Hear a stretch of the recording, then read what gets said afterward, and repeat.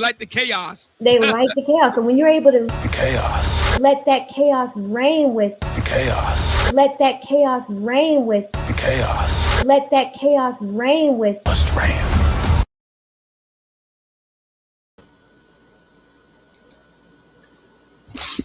All right, guys. Welcome to another edition, another live stream, another podcast here on the Chaos Reign Show. I am Chaos Reign. Today, another debate, another informed, heated debate, nonetheless, that requires attention. Before I begin the stream, you know the deal. To follow me on my many social media links, you can follow me on Twitter at ChaosReign7. Add me as a friend on Facebook, Eric Ray on Facebook. Follow me on Discord. And also follow me on Rumble, CRain23 Rumble.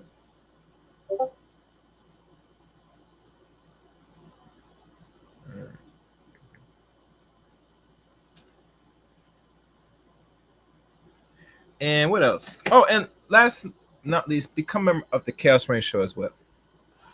So now you see the thumbnail, you see the title. The title speaks for itself. And as you know, the man, Mr. Williams, Andrew, has a cigarette lit ready. He's going to go in on this so-called feminist. And mind you, the woman that he's debating, Miss, what's her name? Burglar? Carrie. If you look at through her social media footprint, it's very ironic. I would say she's showing a lot of skin. Not a good way. Anyway, y'all all in here. Make sure you guys, as I'm about to play this video, give this video a like, leave a comment, and support the channel any way you can. So no further ado. And subscribe to the channel too. And if you have a question, if you're not subscribed to the channel, hit it in the super chat. Let's go. Hi, my name's Kylie. I just wanted to start by saying a little bit about what I stand for, which is just feminism generally. And she is a bold feminist, as you can tell from her demeanor. And it shows a lot for her digital footprint, if you know what I mean. If you really know what I mean. Moving on. I would want to say that feminism is a crucial movement, both in the United States and across the world. Feminism is defined as advocating for gender equality and challenging the structures of power that perpetuate discrimination and violence against women. It is not an attack on men. Rather, it is a call for an equal and just society. In the US, despite progress, women face systemic inequalities, which means that gender inequality is rooted in many of the systems that we see today. For instance, women in the US earn 82 cents for every dollar that a man makes, and Black women earn just 63 cents. So there are three reasons potentially that this could be the case, which is I would say that we do not value female labor enough in this country. And there's a phenomenon called male flight, which is typically when a field becomes very female dominated, 50 to 60% women. Men typically begin to leave that field and the pay rate for women drops. So that might be some sort of implicit phenomenon happening, as well as domestic labor is unpaid, which is when women typically take on more of the child rearing in homes, and obviously that is not something that is compensated. And for women who do go to work and raise kids, there's inadequate child support, meaning we often miss out on promotions or other major opportunities in the career because we are not supported in that way. So this all could explain that economic inequality. Which brings me to, according to the World Economic Forum, it's going to take roughly 300 years to close the gender gap for both economic and political empowerment for women. In countries like Afghanistan, women still battle for access to education and healthcare, as well as personal freedoms. In some places, if they open the door without being covered, they may be beaten or arrested. Which brings me to this. The home is the most dangerous place for women, according to the United Nations. The home, the place where we should all feel safe. 6 women are killed every hour around the world by people. Now, mind you guys, this is just her introduction. She says a lot. She said the home is not a safe place. But to who is safe place to whom and what?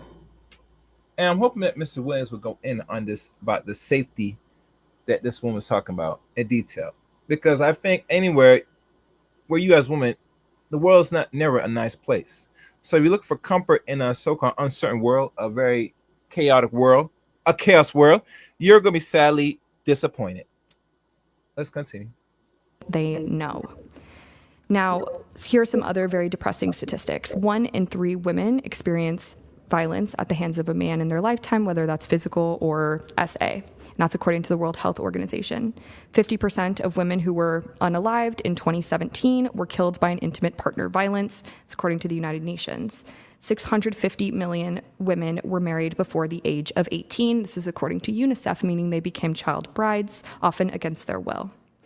Now, the final statistic is that 71% of human trafficking victims are women and girls. This is not to negate the importance of male victims and standing up for their rights as well, just to point out a general pattern in the fact that women are typically overlooked as well as overrepresented in being victims of crimes.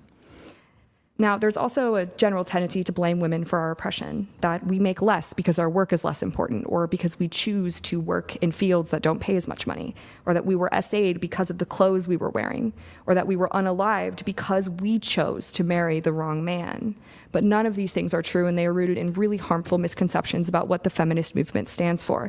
I'm sure you all are also expecting me to be very angry today, and I hope that I won't be, but I'm truly interested in furthering the feminist cause, and promoting equality, even if it means sometimes talking to people who don't agree with me. And finally, I just would like to say that men can be feminists, and they're very important for the feminist movement, for seeking equal rights around the world. And we strive to combat hate, not promote it, for equal rights for all. And by definition, feminism is about the belief in social, economic, and political equality of the sexes, not about female supremacy or anything like that. And I hope to debunk some of the myths that people think about feminists today and show that it is a very important cause, not just globally, but in the US and in the West. Thank you. All right, Kylie, thank you very much for your opening statement. All right, let me pause this. Andrew, if you'd like to give your... And one thing, I like to say this. Let me hear my sound. Make sure my sound sounds good. Okay, my sound's good. As I test my sound, always testing sound. Now, she said a whole lot.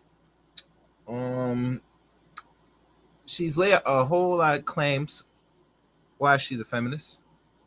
Men are evil, men are bad, and it is clearly shown throughout her social media footprint. If you look at her, what is it, IG? It shows a lot of very derogatory pictures and explicit, well, not explicit, but, very much satanic type of content, and not in a very smooth way. I do say so myself. It's kind of like frightening if you think about it when you look at her content. If I fast forward that, let me go back. And let me see if I can find her on before I continue on. Yeah, I'm looking at it now. Very crazy, very statistic. Yeah. And then she has a petition too. She had a podcast too.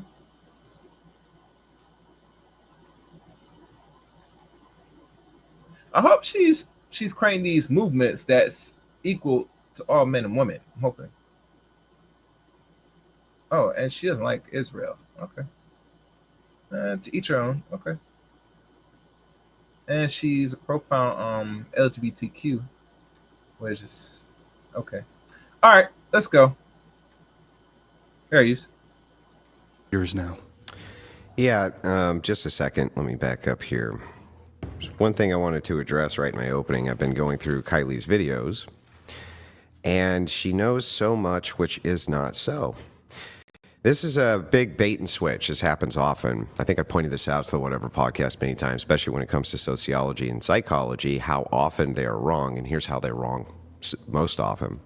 What they do is they take studies which are recently published, they point to those data sets and say, because this is right now the most current data set we have, it's true, and then operate as though those things are in reality true when they're not.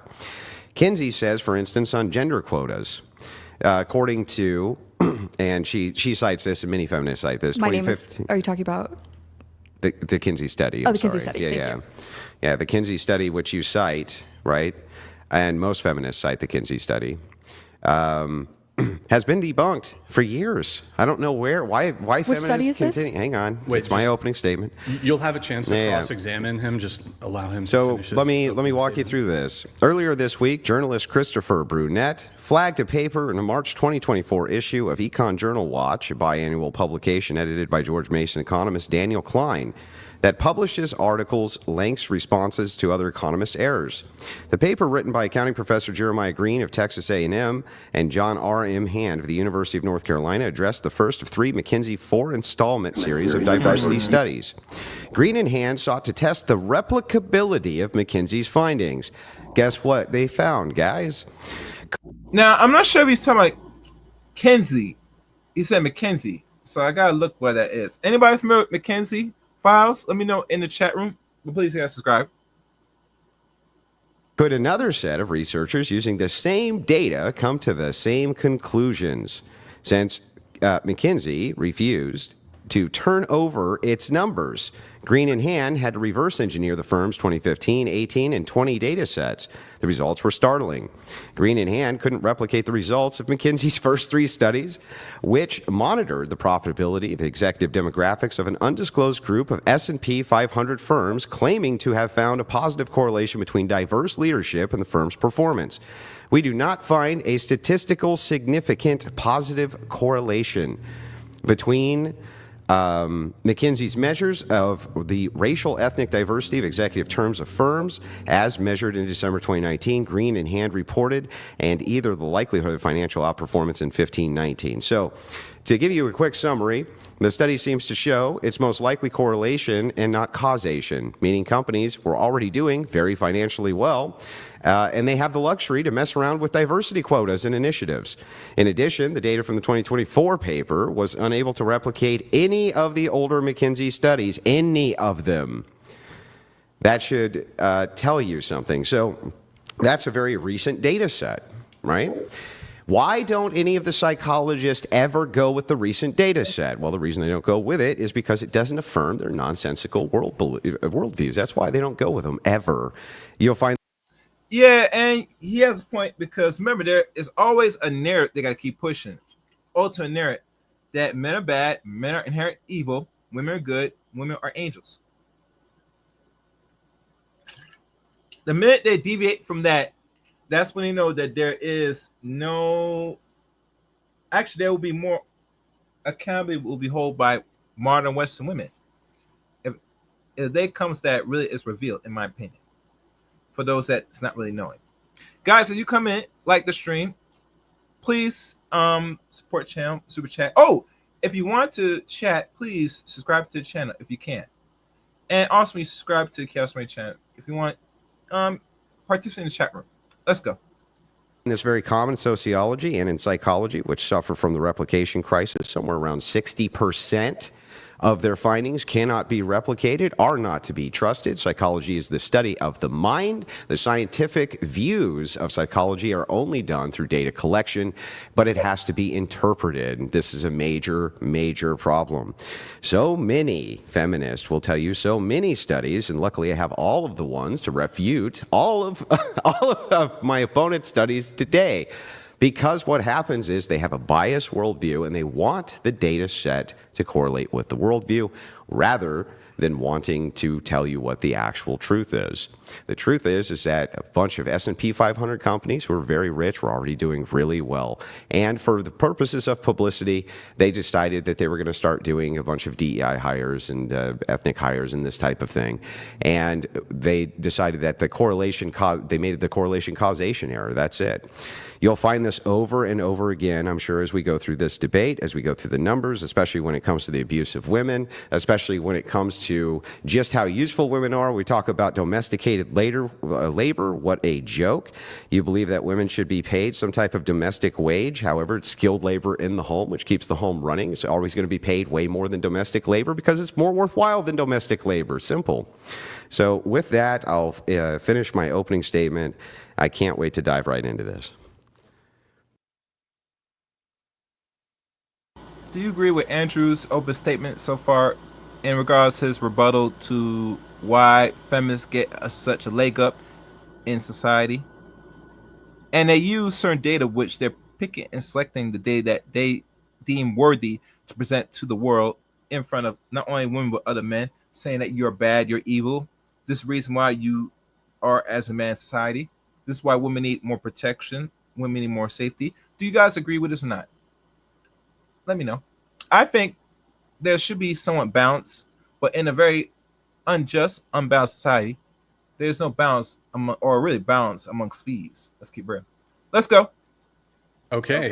So, Kylie, it sounded like you maybe had some pushback you wanted to give on something Andrew said there. Yeah, so I very briefly referenced the McKinsey study, and McKinsey and Company's Women in the Workplace study, by the way, is what he's referring to. But it's actually, if you go and look it up, it's generally considered accurate and comprehensive in its findings. So I have quite literally no idea what my opponent is talking about, as well as the fact that this is a red herring fallacy of just, oh, this is wrong and my opponent is wrong for the following reasons. How's that a red herring? Because you're not actually acknowledging any of the information that I said. I refuted the information. I didn't even hardly talk about that. I have refutations to your video. I have your video right here. And you start by saying the largest comprehensive study, the Kinsey study. Which one are you talking about? I'll play it for you. Give me a second here. Okay, well, I think we should stick to what we're talking about today. And I just we're talking about all of this today. So well, I would like you to be less hostile to me, first of all, because I think we should just have a general discussion. Stop whining. We're doing a debate. Stop whining. So I'm not going to give you the reaction that I know you're looking for. Yeah. So women are better leaders than most. You agree? Yes. I was looking at that video. Yeah. Yeah. I mean, that's like one of the ones that. And you cite which study? Oh yeah, the one that I'm talking about now. But I didn't reference that in. So she said that women are better leaders in society. So why does women complain about the government cutting back on a lot of entitlements? Not only that, they're actually ending jobs with now bringing artificial intelligence we call AI. How are you better leaders? I want to hear this. This is something that was new to me. Fair use. My opening at all. So I think the people in the audience, if they had any sort of common sense following along, they'd be like, what is he talking about? Kylie didn't mention that, which I didn't. But the thing is like, this is a current core part of your worldview and belief, and you make propaganda videos about it, even though it's completely uninformed. That women are better leaders. I think that is a subjective opinion. None of the statistics and facts that I gave previously are objective opinions. Like the fact that women didn't have the right to vote until 1920. Women couldn't open a bank account in the United States until 1974. When did men get the right to vote? Oh, okay, I know this is exactly what you were talking about. This is what you're known for, is like getting people on a technicality that we don't historically know. But the answer to that is no. The answer to that the answer is that's no? No, the answer to that is the fact that in 1920, everyone was given the right to vote, but there were still barriers to vote for people of color. When did men get the right to vote? The right to vote was guaranteed to all people in 1920, according to the 19th Amendment. Before 1920, were all men allowed to vote? No. Okay, great. They weren't. And then even when men's because suffrage of white was passed, supremacy and because our system was not founded equally. Are you aware that men only got any rights to vote about a decade, roughly, before women? That is not true. Men have been making... The founding fathers were all men, so I have no idea what you're talking about. Yes, you're right. The founding fathers are all men, but here's the problem. The founding fathers are men that run society. Which, if we go back in history, and matter of fact, I'm gonna let this play. I'm gonna find the dates when regular men or regular citizens could participate in politics in regards to voting. Let's continue. Phrase. Have to do with the right to vote. The right to vote was historically withheld from men of color. It was a white... It was also withheld from the general population. Do not cut me off. Do not cut me off. I am in the middle of speaking. I don't care if you're in the middle of speaking. You're in the middle of a debate. The right to vote You don't have your TikTok mute button, sweetheart? I will not be speaking anymore until you have a conversation with him. Well, look, mute button. If we can, for both people, if we can allow each other to finish, even if you want to jump in, just let the other person finish speaking. If somebody's going on a monologue and they're filibustering, I'll try to get them to wrap up. But just if they're making a point, just try to let them finish. No, I did not go to school for 4 years and build a platform to be talked to like this. So I will be walking away from the microphone right now, and I would encourage you to get your guest under control. I'm going to take 2 minutes so you can ask him questions if you'd like, and I will be right back. Because you run the show? I just won't be. All right, before she rage bait and maybe rage quit, which she didn't, but that's another story. This is the data that shows when regular citizens had the right to vote in the United States of America. The United States' right to vote expanded over time. Initially, voting was mostly restricted to property owners, white men. Over the years, different groups gained suffrage. 1870, the 15th Amendment granted black men the right to vote, though many faced barriers like literacy tests and poll tax. So black people, black men generally, did not vote until the last, let me see, math, 155 years. Yeah, math, sorry. All right. Next, 1920. The 19th Amendment grant women to right to vote. 1920 now. Do y'all get that? Do y'all hear that? Let me see, make sure I'm seeing it, make sure everything's working. Yeah, I hear that, right? Okay, good. Now, the next following year, 1965, the Voting Rights Act removes many discriminatory barriers, assuring voting rights for all citizens regardless of race. Drop the mic. So it looks like Andrews might be accurate in regards when men really start to participate in the political process. So while men and women both had the legal right to vote by 1920, it took decades for voting to truly become accessible to all. Want to die? Okay, we're not gonna do that. Let's keep playing. Back. And we already I don't give a shit. What do I care? I'm here to have a debate, not listen to your whining. Do you want to have a debate or not? all right, I'm not going to be talked to like this. Well, so do you want to just take a little 2-minute breather? You want to take a 2-minute breather? This is feminism? You're the strong woman? You're the strong woman? Really? Whew, strong woman. I will not be talked to. Like what? What did I even say? I would. I will not be talked to like that. Yeah, you will. What are you talking about? It's a debate. Maybe we can try to stick to. There's been some really strong feminist women in that chair who have debated with me, just not this one. Yeah. Although I think maybe for the sake of the ensuring that the debate happens, maybe we can just so we get the debate. So the debate happens. Maybe. Well, what am I supposed to do? I'm in the middle of a debate. Am I supposed to worry about tone policing and this and that because I have points and refutations which may hurt people's feelings? Well, I think she overreacted a little bit, but I think it is fair to allow. Then time it. If she's in the middle of. Time it. Give us 60 seconds apiece. Yeah, we could do that. Yeah. I'll propose that to her. Let's do 60 But seconds. I'm fine with keeping it open, but just if you're talking, and she interrupts you, I'll tell her not to. Mm-hmm. But if you can, just try to let her finish. Yeah, but when anybody does the bullshit of like, I'm speaking, you know what I mean? Of course, there's going to be some. Yeah, but try to let her finish if you can. But Yeah, let's do. It amazes me that a lot of women can't handle the pressure. They really want a comfortable spot where they could just run their mouths, run the narrative, run the conversation. But that's only good when you're on your own platform. But when you're amongst men in the den, in the lion's den, that's where the fangs come out. Fair use. 60-second back and forth. that's fine with me, Oh, as you long wanna as there's some do- boundaries. Yeah, you want to do that? 60 seconds back sure. and forth? That works. Or if you guys want, we could give it another shot at just keeping it open combo. Sure. So why don't we do that? If the interruptions continue, you guys feel like you're not. But I would like to just point out. Wait. We have to set the rules first. No more talking. Yes, we will do 60 seconds Like back I'm and supposed forth. to be talked to like that, Hold though, on. right? No, 60 seconds back and forth. I will leave. I'm so serious. We signed an agreement. If I appear fucking here, leave. I don't care. We Why signed- do you think I care if you I'm fucking not leave? talking to you. Hold on, guys. I'm not guys, talking guys. to you. Okay. I'm talking. Go ahead. What's your proposal? My proposal, if we don't do 60 seconds back and forth, I will walk out right now. The agreement was that I appear. It does not say that I have to stay for 3 hours, so I will leave right now. Because I'm not going to be talked to like this. I Like mean, what? Yeah.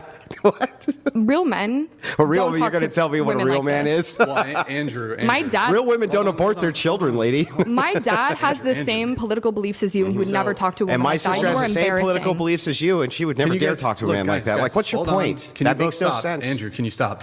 Andrew, In that's really furtherance- Oh God, everything's disrespectful. Andrew, stop. You're such a crybaby. Hold on, Andrew, stop. In furtherance of ensuring that this debate actually occurs, let's set some ground rules. We got to allow people to finish their points. And Andrew, maybe you've said some mocking things towards her. No, I have not mocked him at Well, all. look, No. I've stood I'm up for gonna- myself, I need to be fair. and I will not be mocked. I have not said a word that is bad to you. I wait, talked to look, you about your hold on. family in Michigan. I want to get to know you. Kylie, This isn't Kylie. about anything about me mocking you. This is a I'm boundary not of here him to get to attacking know me. you. I'm here Look. to do a debate. Look, when you return to the table, you did the tone. Your tone wasn't the best towards Andrew. And look. My I'm tone? hold on. Oh, I'll wow. be fair. Hold on, Kylie. I'll be That's fair. classic. Andrew's tone towards you wasn't great either. In furtherance of ensuring that the debate actually occurs, why don't we just get? Now, do you guys agree? I see 119 now watching. Thank y'all. Do you agree that she should walk off because she's not having her way? Miss, oh, you there, brother? Can you keep track of who's watching the building and tell people to like the button, hit the like button if you can, please? Because I think this is a very sporting conversation. Why are you rage quitting? Is they get that tense yet? Let's keep going, man. Get back to it and stick to the substance of the conversation. Okay. I'm trying to be fair to both of you. But 60 seconds each, yeah? No interruptions? Andrew, if you agree, if you're fine with that, then Okay. I'm fine with that. So we'll. Great. And if you guys are open to it, if that goes well, the 60 seconds each, we can bring it back to open conversation. Okay. Well, there does have Okay. to be some cross-examination at some point, but yeah, that's fine. Sure. Okay. So Kylie, go ahead. You have 60 seconds. Okay, so the point of my conversation here is I would genuinely like to have an open discussion about like what feminism means and to debunk some of the feminist myths, but my opponent seems to want to attack me instead and call me names, which is totally okay. I'm used to that, especially if you look at my comments online. But the point being, I'm going to try my best to keep it very mellow. Again, if I'm being attacked, I am going to get defensive, but I would like to start by saying, yes, the McKinsey study in sociology, psychology studies are flawed, and that is true. They are continually, it's a field that's expanding, and that's why I chose to study psychology, because I do find it so interesting. But that doesn't negate the fact that plenty of studies have found a significant correlation between being a woman and being a victim of violence at the hands of a man. And again, the study of 1 in 3 women globally who experience sexual or physical violence. And I think that is the core of what a lot of feminists believe in, is trying to combat that violent behavior and to protect women. I'm sure that's close to a minute, so I can pass it over Yeah, to so you. feminism has completely lied to everybody, and I'll explain exactly how. It failed in its promise. Its promise was that it was supposed to protect women. It hasn't protected women. The very idea that you want to put women inside of male workforces is not protecting women. The idea that you want to have dual colleges where it's men and women together is not protecting women. These are terrible ideas, and they've been borne out as being terrible ideas. When you talk about sociological studies being flawed, I don't think that you're really being honest about how flawed they are. The replication crisis in sociology is getting worse, not better. It's not getting better. Even with all the meta-analysis, it's not getting better. Why isn't it getting better? It's because of bias. There's so much bias which is going on, especially from the purview of feminists. And feminists use standpoint theory. They want everything to go through the view of women. So when you're talking about, for instance, the criteria, when you're talking about what that means that women are assaulted, right? What is the criteria for that, for what an assault actually is? I'll tell you what's the criteria. You screaming at me. You touching me. You are so-called the other thing. That would be their criteria. I could be wrong, but let's go.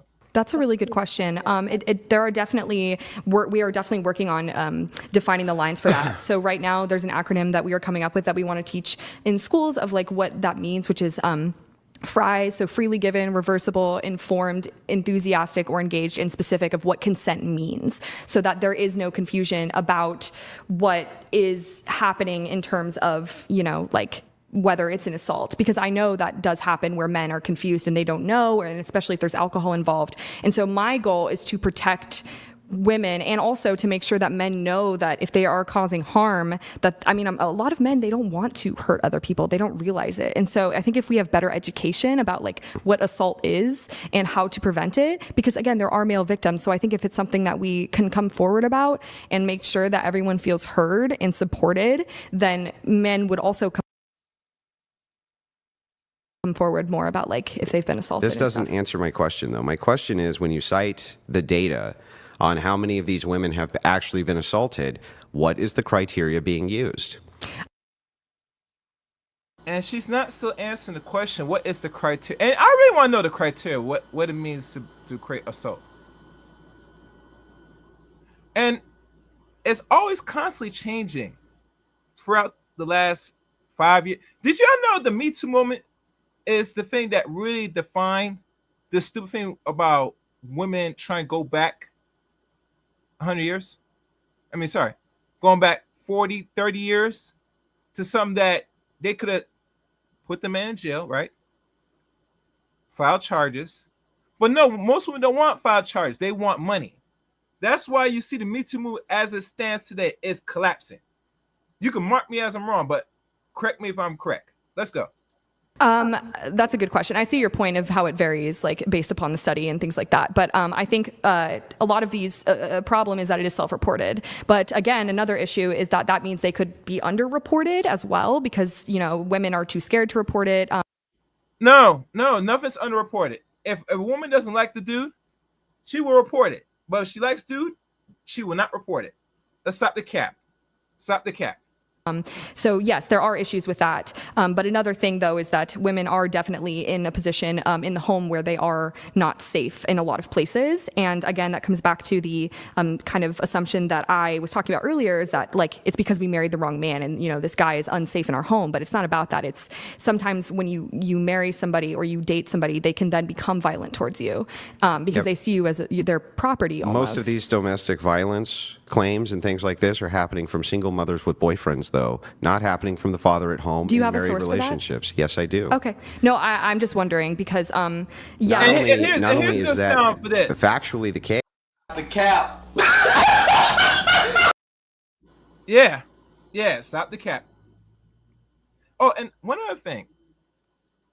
What Andrew said, he is pretty much right. He is actually right.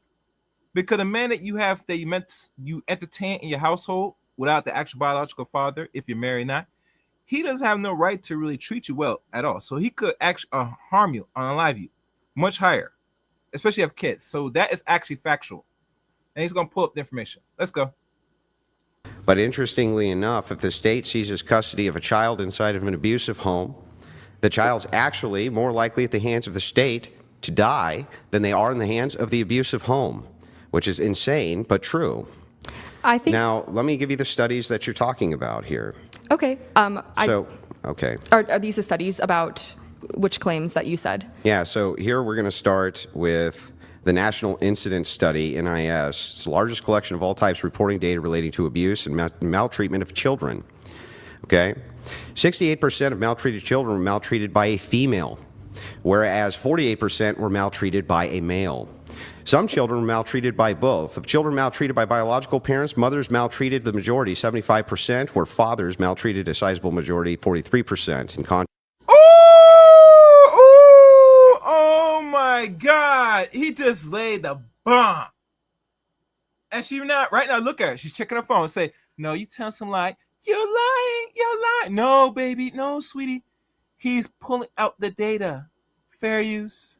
Male perpetrators were more common for children maltreated by non-biological parents or parents' partners, 64% or 75%. Safest place you can possibly be in the home is with your husband and with your children.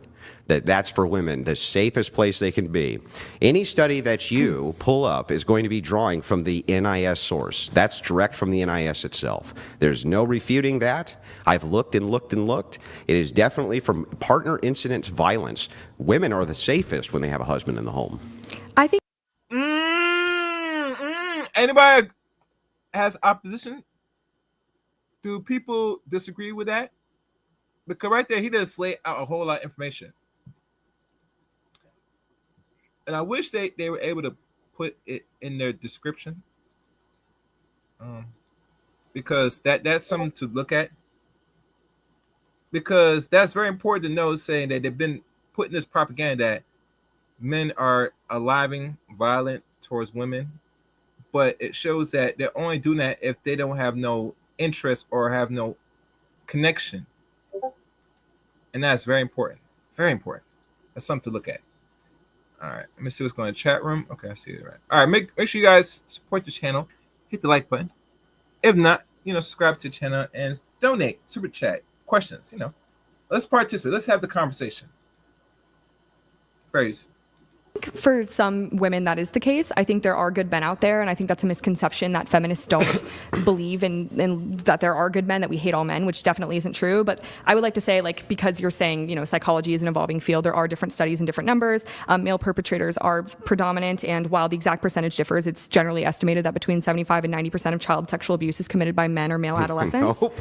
That's because it's not drawing from the correct data set, which would be the NIS. But and the reason they do that have the is authority to say which one is the correct data set? Because they all draw from the NIS. All of them draw from this data set, the NIS. They have to. It's the most comprehensive source for reporting. So here's what happens. If you wanted to gather data, you're a psychologist. Are you seriously explaining to me how it works to gather data? No, I'm asking you a question. Oh, okay. If you wanted to gather data, Yes. right? If you want, especially on crimes, you would use law enforcement or the best source for reporting, right? In this case, self-reporting is going to be far less reliable than reports to the police, things like this, right? Yes, understandable. So you're saying that this is the most comprehensive, therefore the most reliable source. It's the most comprehensive source. But where are you finding that it is the most comprehensive? Because you haven't mentioned a source that says it is, because I'm looking at it now. The NIS? That's not from the NIS. There's the national... It's from the NIS. From the NIS. There's the National Center for Victims of Crime in RAIN, which is the statistics that I just RAIN pulled draws up. from the NIS. Okay, so then how come it draws from the same source if my conclusion is different than yours? Because they changed the criteria for what is considered assault, and they changed the criteria. Like, I've seen it as bad as them saying that men cannot be essayed by women because it's non-penetrative. I see. So you're saying that that would skew the numbers. It does skew the numbers. So the results of the National Incident Study, NIS, the largest collection of all types of reported data related to abuse and maltreatment, 68% of maltreated children were maltreated by a female, 48% maltreated by a male. Mm-hmm. Women, when they're in positions of power over people who are weaker than them, actually abuse more than men do. So at the same time, while you say, well, women have to run this big gambit of threats from men because men are much stronger than women and have more propensity of violence, when women are in charge of people who are inferior in strength to them, their incidences of violence towards them are much higher than men's incidences of violence towards them. It sounds like women are the greater threat here than men. Sure. And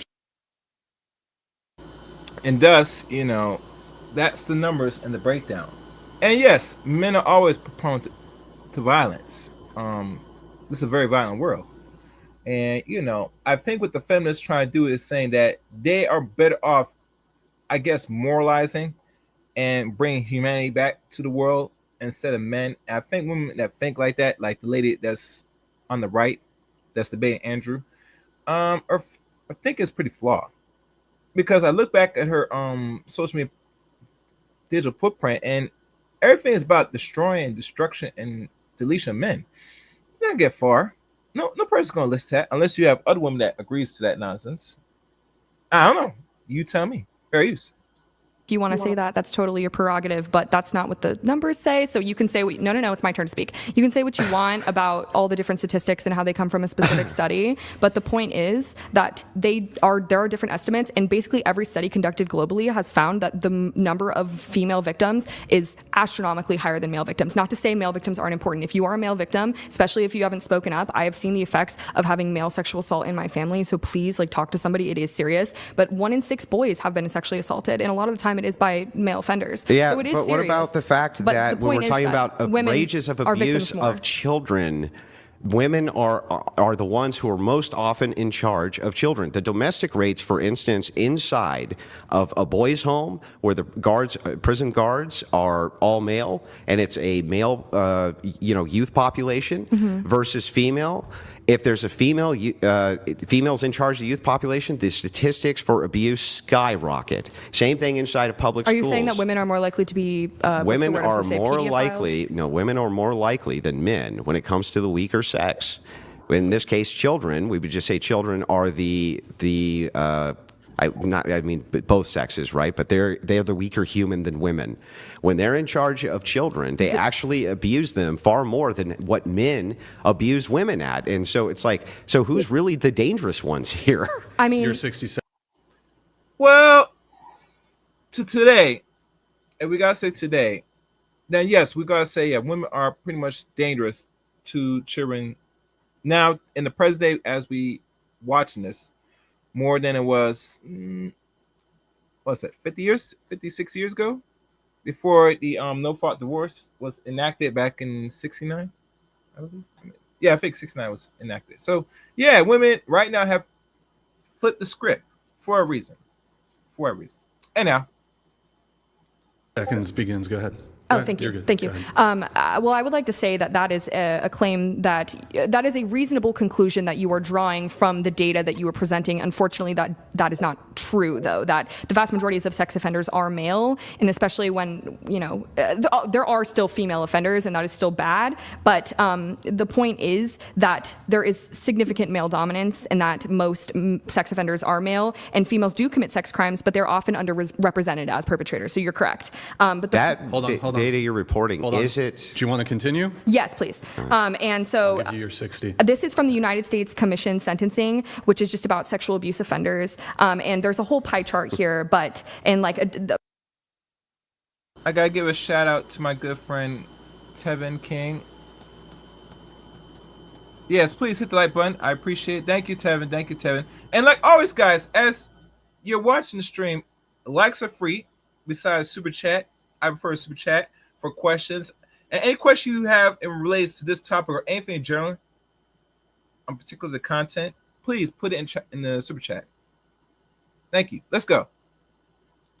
about how many times they offend and who they offend and who they're under guidance for. And again, it is saying that the vast majority, up to 80% of the perpetrators 10 are seconds. men. Yeah, But so yeah, you can talk now. So, women, do you agree with me that I have to ask some questions here so I can figure some things out? I hope that you'll answer them. So, do you agree with me that both men and women have the propensity to, in some way, essay the other partner, both of them? Yeah, I wouldn't say that it's. I mean, no.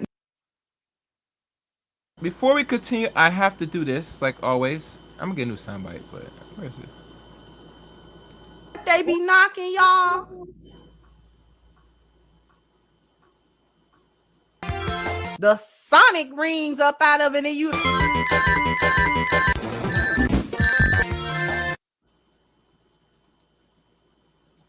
I would like to thank Tevin King for the $5 super chat. I appreciate it, brother.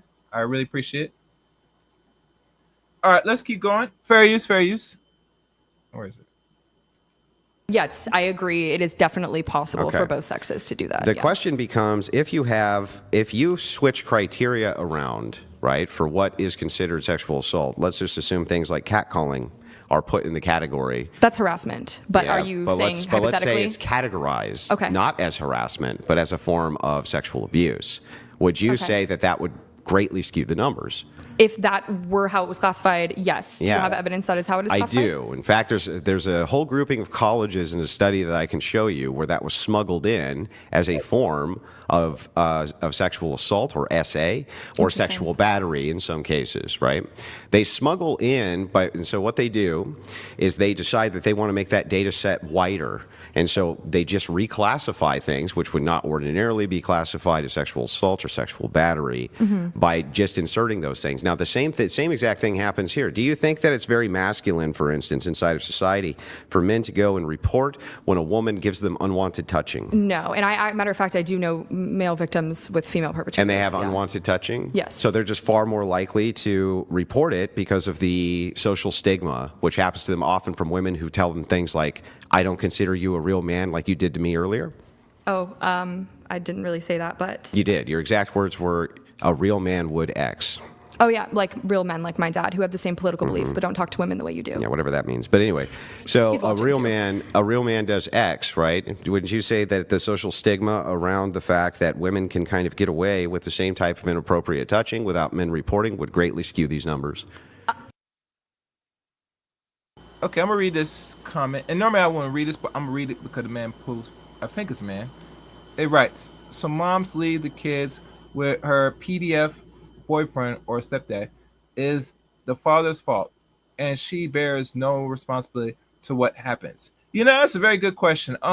Yeah, she is at fault for this. She is highly must be held highly accountable. But the problem with the society is because they don't really prioritize female accountability enough. A lot of women will do this in front of their children if they care or not, and they will put their children in certain situations that will cause serious harm. And when I mean serious harm, it also means sexual harm. That's as far as I'm gonna say. But thank you for your comment. Very useful. Yes, however, I think that women and men who are victims and are perpetrators as well, I think those are both underreported. I think across the board it's underreported, but more for male victims with female perpetrators. Well, how many So I more for suppose- male victims? I don't know. But it could be. It could be. It could be drastic, right? And I would hope not. And if it is drastic, then it would skew your numbers on all of those percentages across the Oh, board. absolutely, wouldn't it would. But the problem is we have no way of gathering that data. And with the data we do have, though, I see what you're saying about the stigma, but it is so vastly that women are victims and men are the perpetrators that I don't see that catching up in any percentage. Why not? It depends on how underreported it is. In fact, I a lot of suppose. these data sets draw from unreported incidences via estimates, don't they? Unreported incidences via estimates. Yes. So I suppose, yeah. There's no way. No, it's not supposed. That's what it is. 'Cause a lot of men are not calling the police on these chicks. And the reason why, because they'll be shamed on. They'll look at it as weak. You're not a real man. Why are you reporting my physicality towards you? Why are you reporting that I'm being verbally abused to you? Why? You're not a real man. You should take it. You're a man. You could take much more pounding and licking. That's the psychology of normal, regular chicks, females nowadays. That's what you'll see a lot of do is report them. And I think most men should start reporting them. So that way there is an actual study that will back up and there's going to be some legislation laws to combat this. But only you men have to speak up. Fair use, fair use. Way that they can actually gather that data. Yeah. Yeah. So this would be the exact same thing, right? They're making a supposition based on an estimate. This would equally have to apply to men. But if the social stigma is there by your own admission that men are basically not reporting the instances of unwanted touching from women due to this social stigma, we don't actually know how bad that social stigma really is, do we? No, and I mean, that's also what feminists, that's a great point, and I agree with you, because feminists, that is one of, it's also my 60 seconds, right? Well, we're having a back and forth now, so. Oh, okay. Well, can I have 60 seconds? Because I would just like to talk a little bit about like Well, stigma. you can't we can't get into a back and forth and then like arbitrarily demand whole blocks. Okay, of well, time, right? I'm just going to give some statistics because I think we're on the same page here. I think we've actually found common ground. So the stigma around SA and abuse is what allows these numbers to be underreported. And so I think that because that's what feminists want, is we want men to be comfortable coming forward as well, because we want safety and equality for the sexes. That is what the definition of the term is the belief in social, economic, and political equality of the Well, let sexes. me refute these lies because Well, I think that some people don't believe that. who are feminists, all but- national campaigns that I've seen hyper focus on women and the abuse of women, already making the supposition that men are the monsters and the criminals who are doing the unwanted touching and the essaying. And because of that, because this is done at a national level, at a state level, at a local level, and the organizations and NGOs are all hyper focusing on women, this stigma towards men is never addressed because women are only looking at it through the prism of Well, I women. don't. You know, it's not just women who are working on these studies, right, and who are writing these articles. It doesn't it's also matter. men. Don't you say men can be feminists? Yeah. Okay, but- so by your criteria, these men who have the same exact worldview as you, they're still hyper focusing on feminism. feminism, and the idea always starts with the supposition that men are the more violent sex, that they are more often doing these types of SA, sexual assaults, things like this. And what do we end up with? We end up with very skewed numbers based on the criteria, right? Where within just a matter of minutes, we can determine that not only can most of this stuff be replicated, but we can also determine that just based on the viewed categorization of these things, they can't be true. These numbers can't be true. Okay, now, so I don't understand where you're coming from with how it can't be true, how something can't be true, because again, if you're going off of something being underreported and the data not being there, you're saying, okay, well then this is true, which means this can't be true, which means this, and you're not even going from like actual data. Do you want me to demonstrate it? No, I'm okay. I'm talking for now, please. Well, I'll demonstrate it real quick. So it would be like this. No, I'm actually okay. Are there? I feel like you've dominated the conversation for the last few minutes. If that's okay, if I would like to. Well, I thought you just wanted me to demonstrate for you something. No. I'm actually okay on that. Thank you. You don't want me to? You asked me a No. question. You don't want me to answer it? No. I was actually in the middle of talking. Okay, go ahead. Thank you. You're welcome. Thank you. No, like that was genuine. I wasn't trying to be rude. I know. You're welcome. Thanks. Yeah. So. God, I love when he's being an asshole to this chick. Oh yeah. All right, let's go. The patriarchy is benevolent. Yes. So I think that the 4 principles that is a common misconception, and if you want to refute these, like I would love that. But working to increase equality economically and politically for women, which again, not rooted in female supremacy, but some people think it is. Expanding human choice, meaning male, female, everyone. Eliminating gender stratification, which means globally it's Hang on. Can we move back to 2? Yes. Expanding human choice. And for everybody. And then 3, eliminating gender stratification. How like most of the power and money is concentrated to men globally. So sort of making the opportunities there for women. And again, like you have to think about this globally as well. Like we're very US centric, I think, in this debate, but there are definitely countries where women are really, really deprived of any sort of autonomy. And then the final one is ending sexual violence, which we've talked about quite a lot. So those are the 4 principles of feminism as we see it today. And although there are different places around the world, I guess we can focus sort of here and globally if you have points on that. Or if you just want to confine it to the U.S., then let me know. But. Yeah, well, the U.S. is where I live. That's what I'm talking about. But okay. So when we're discussing this idea, especially of no, these numbers are accurate, that actually can't be true. You said, no, it actually can be. Well, no, it can't be, because one, you've already admitted that there's a stigma towards reporting, which means that these numbers are already skewed right from the get-go. Here's a good demonstration of this. This is something you'll hear psychologists say a lot, and I'm sure you probably said it yourself, that mental illness probably has always been somewhat near as high as it is right now. It's just that it went underreported, right? That's something that you would say. Or there's just as many transgender people now as there were, or homosexuals. It's just that we didn't have the right numbers because they weren't able to report them correctly, right? Mm-hmm. So it follows then that if it is the case that under all of these circumstances, due to a lack of reporting due to stigma, we didn't have the correct numbers. And so you can suppose that into the data that you have right now for how many there's always been. Right. Why couldn't I do the exact same thing with SA numbers? No, you can, but how are you going to get how are you going to get the figure that it is more? Are you saying it's more female perpetrators than male perpetrators? If I look how could you possibly get that because number? If I look at the raw data and we look at stigmas, right? If we're looking, we agree on stigma, but the data, how do you have that? Because the data is not taking into account the stigma towards male reporting. But it is. But I'm saying there are no reports. No, it's not. No, it's not. No, it's not. Because most majority males, men in this country, don't report when certain violence are being conflicted on women. Certain attacks, certain how you say it? They were calling the police. These things, men are not going to report that. They just don't. They won't. It's that simple. That's why you see the data said that most men are not even going to report because they want to look like chumps, cowards. You know what I mean? Let's go. Figures. Cases. Yeah, you can't. It's not. You're right. How do you report the cases if the stigma is there for them to not report?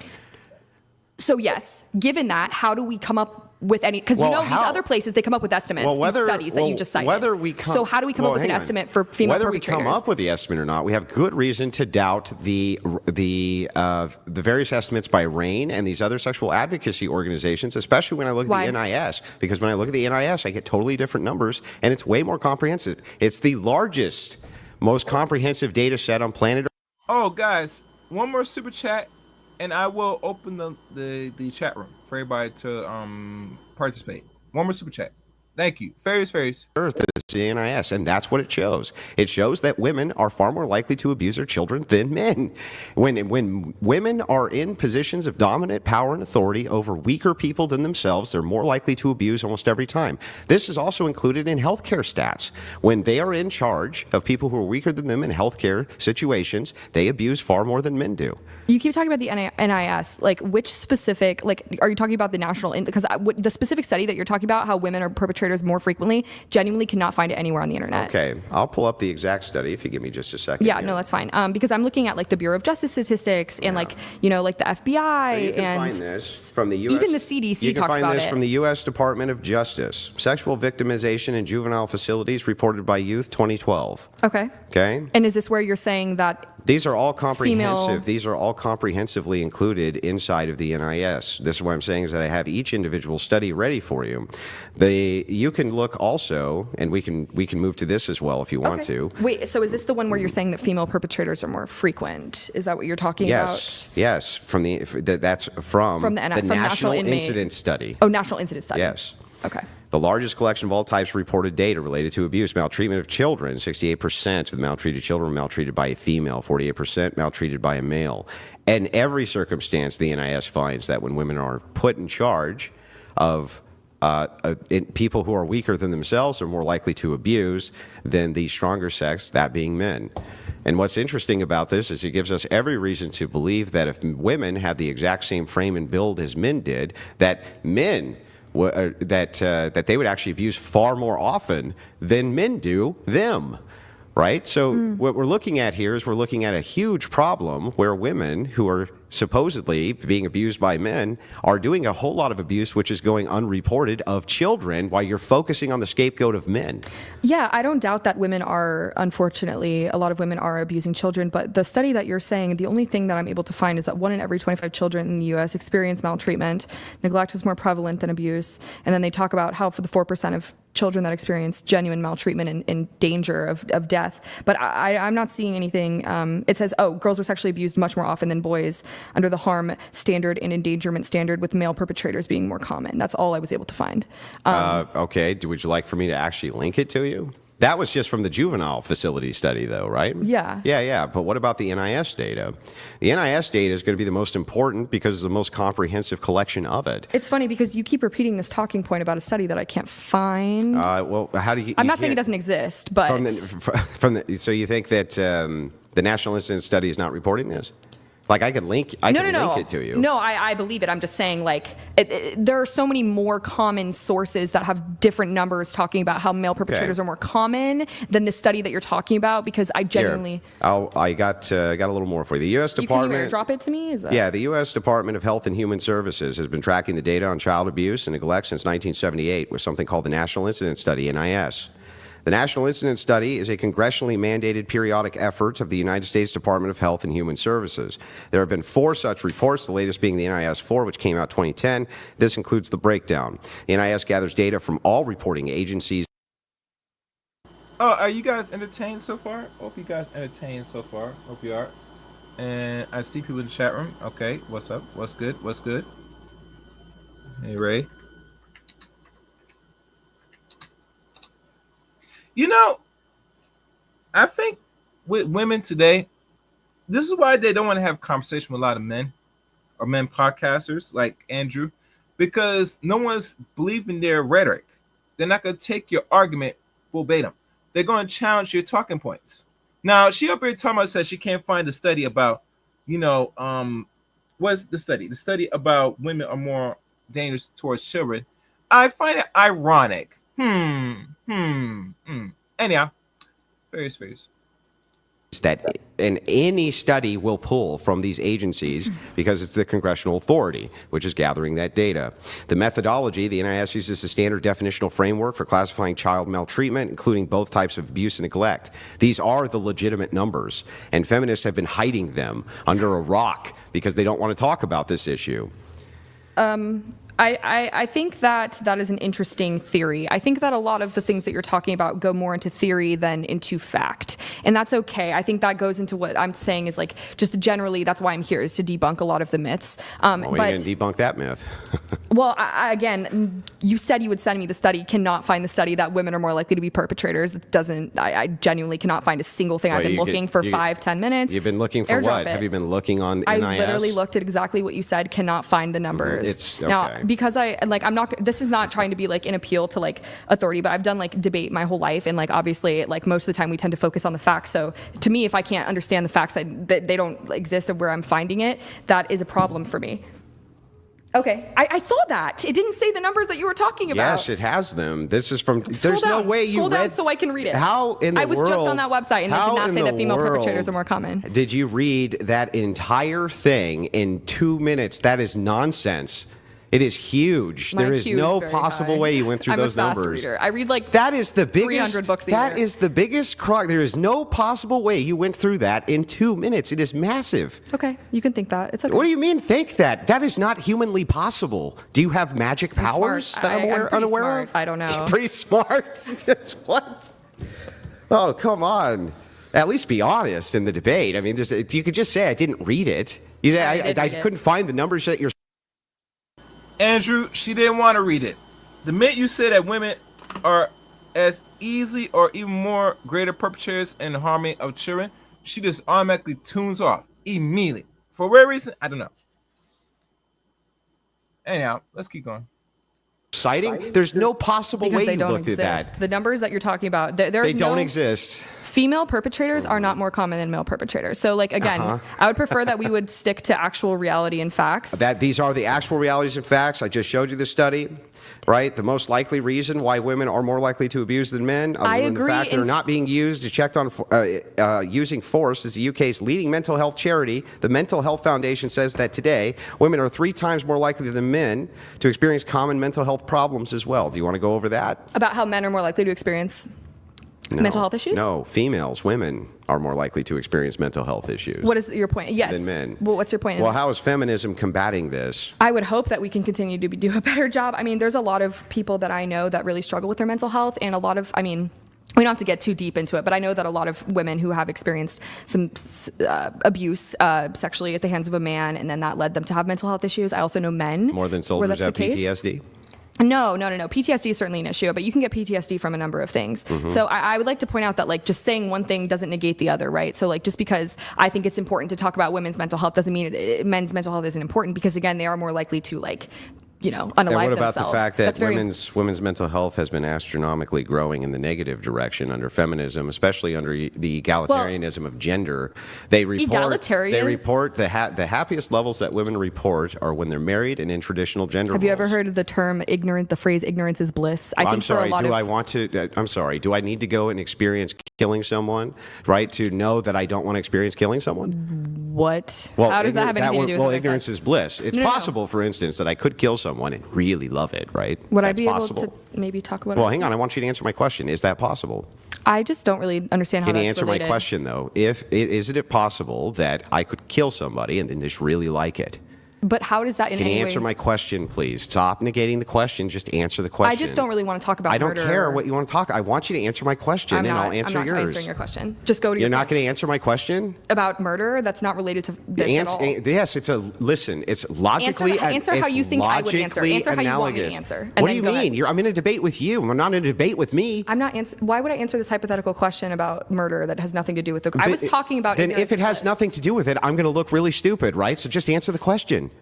So go ahead and finish, because I would like So to my make a point. question to you was, isn't it possible that I could kill someone and really like it? That would be yes or no. Waiting. Yeah, I understand how this works, but I need you to answer my questions. We're in a debate. I will answer your questions, but you also need to answer mine, or I can't get to the worldview. Yes or no? okay. This seems like a really moot point to me, and Can you just answer it then? You've wasted like 2 minutes not answering the question. This is like a 3-hour debate. Yeah, why are you wasting time? Just answer the question. Look, Kylie, it's conceivable that you're going to propose hypothetical questions to Andrew to test And his, I'll answer his them. logic and worldview. He'll answer it. I think it's a fair Okay. question Okay. if you can answer it. As the moderator, sure. I suppose it is possible, yes, that if Okay. you did it, then you would enjoy it, although it makes me uncomfortable to talk about that. Okay, but okay. if this is the case, well, it would be possible for any human being. Yeah. Yeah, it's logically possible. So the thing is that knowing that this is true, that we could, I am actually ignorant, having never killed anybody, right? And I am in bliss about that. I myself am really, really happy that I've never done that, even though I could do that and could be very happy about that. The idea that you would make the point, ignorance is bliss, seems to entail... Well, you didn't even let me get to well, talk. Hang on. I just want You're just talking over me. I'll give you the quick answer. I have to wait for talk. you to let me talk. Thank you. You're welcome. Yeah. So what I would say is this. When you say ignorance is bliss, all you're doing is alluding to the fact that people should engage I'm giving you in 15 risky seconds, and if behavior you don't because give me they the may mic, apply I'm it. leaving. Go ahead. 15. Oh my God, you're going to leave? Yeah. Oh no. Uh-oh. Look, Andrew's finishing his point. I was. He was finishing his point. No, I'm and then- serious. No, 10, but 15 hold on, seconds. hold on, but- because he God damn, baby. It's not been, hold on. How long has this been going for? It's not even an hour yet. You want to quit. You are such a sore loser. Man, these women nowadays, man, they can't take the heat, man. The man just hasn't gone in yet. You know how like you have some on the stove and you have the water and you turn on the fire and you slowly boiling water before you start add your ingredients and stuff to make whatever you're trying to prepare. It has got to that point yet. The water is just boiling now. We're at the point now we're gonna throw some ingredients in it, make it nice. So sit back, relax, baby. Don't rage quit. Come on. All right, Paris.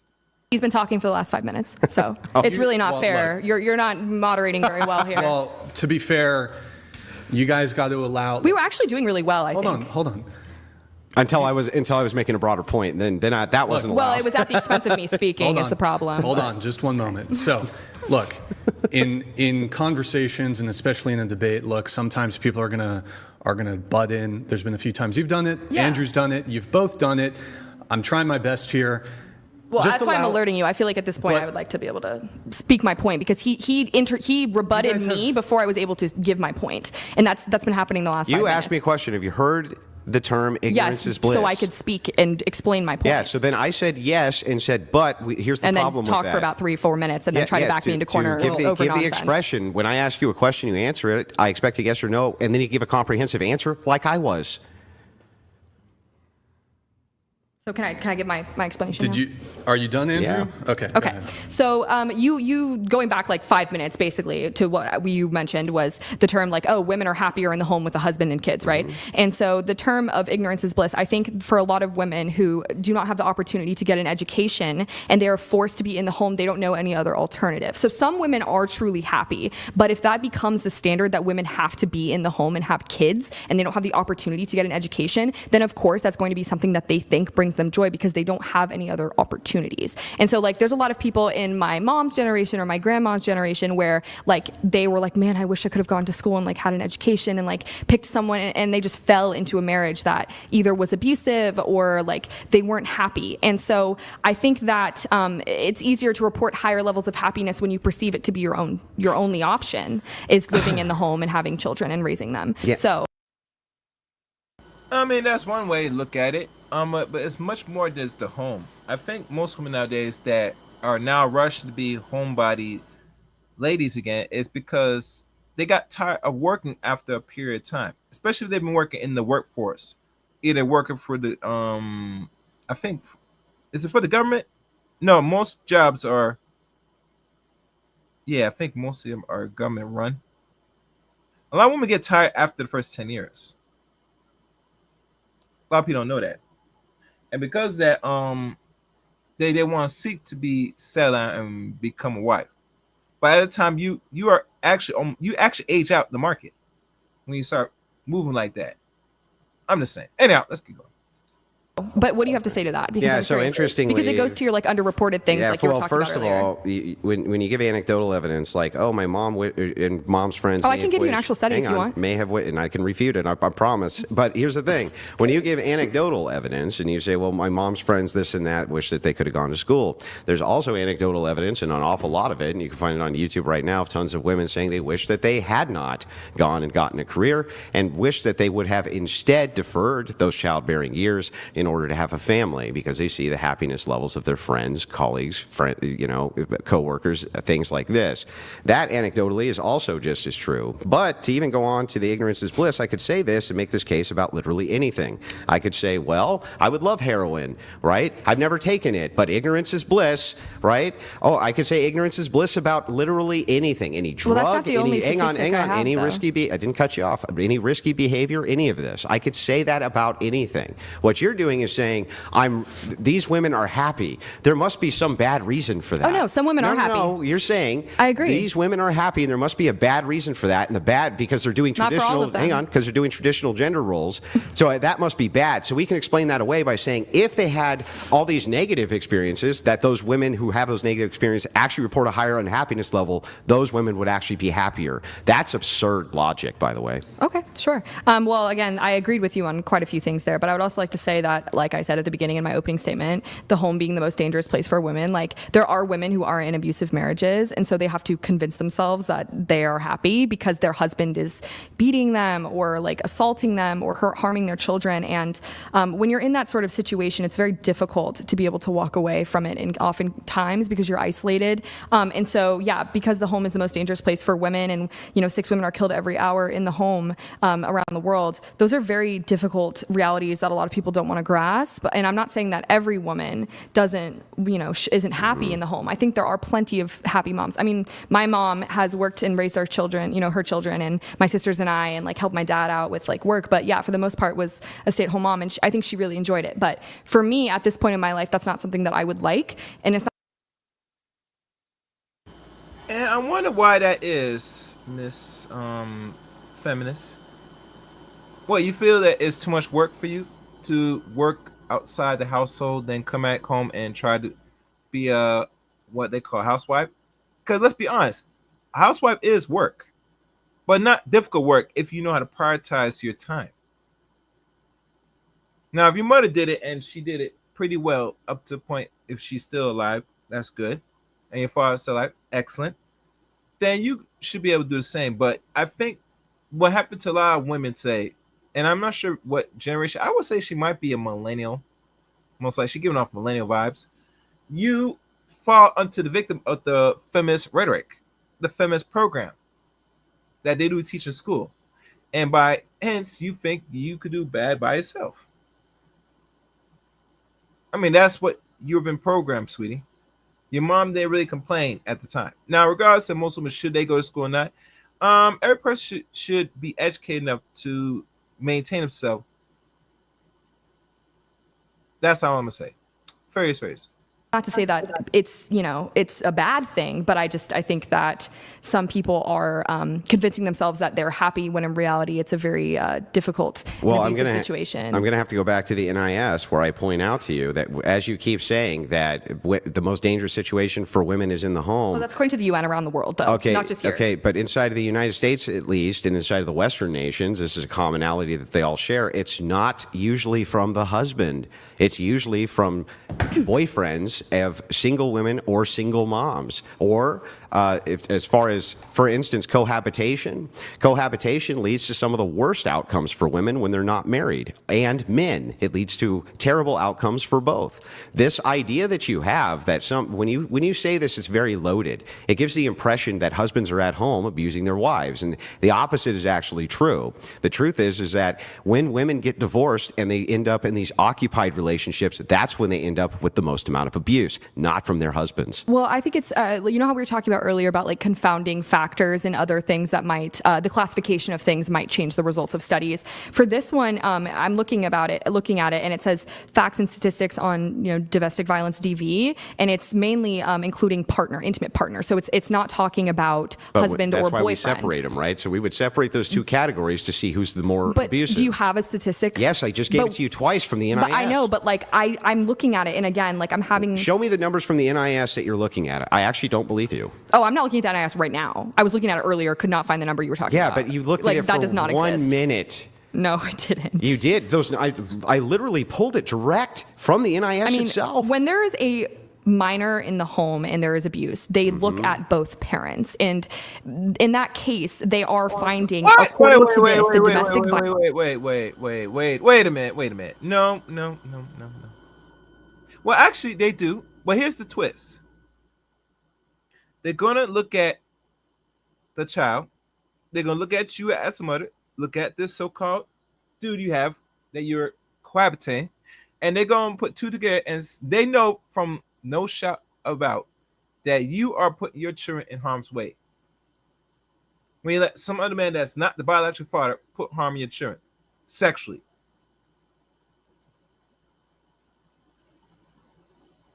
And you know what? Certain child services like DCF and all that stuff don't really take the children away from the mom. They only take away when it's really when it really is problematic, when they have to take away the kids. But if they're talking about simple abuse and stuff, I believe, and matter of fact, maybe I could be wrong, that most time if your child's getting harmed by some other person in the household, I don't think they're going to step in and take the kids from you. I could be wrong. Anybody could correct me in the chat room? I'm waiting for y'all to correct what I'm saying. All right, let's go. Violence Center data for Mankind Initiative. I'm finding The Mankind Initiative? Yeah, here, The I'll send cult? it to you. The cult, the Mankind Initiative?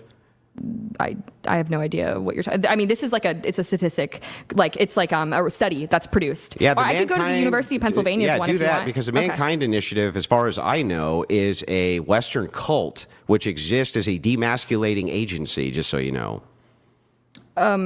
Okay. Well, so it's saying analyzing 31,000. This is Penn today. So this does go to your point. It is just slightly above the spouse rate for abusive boyfriends.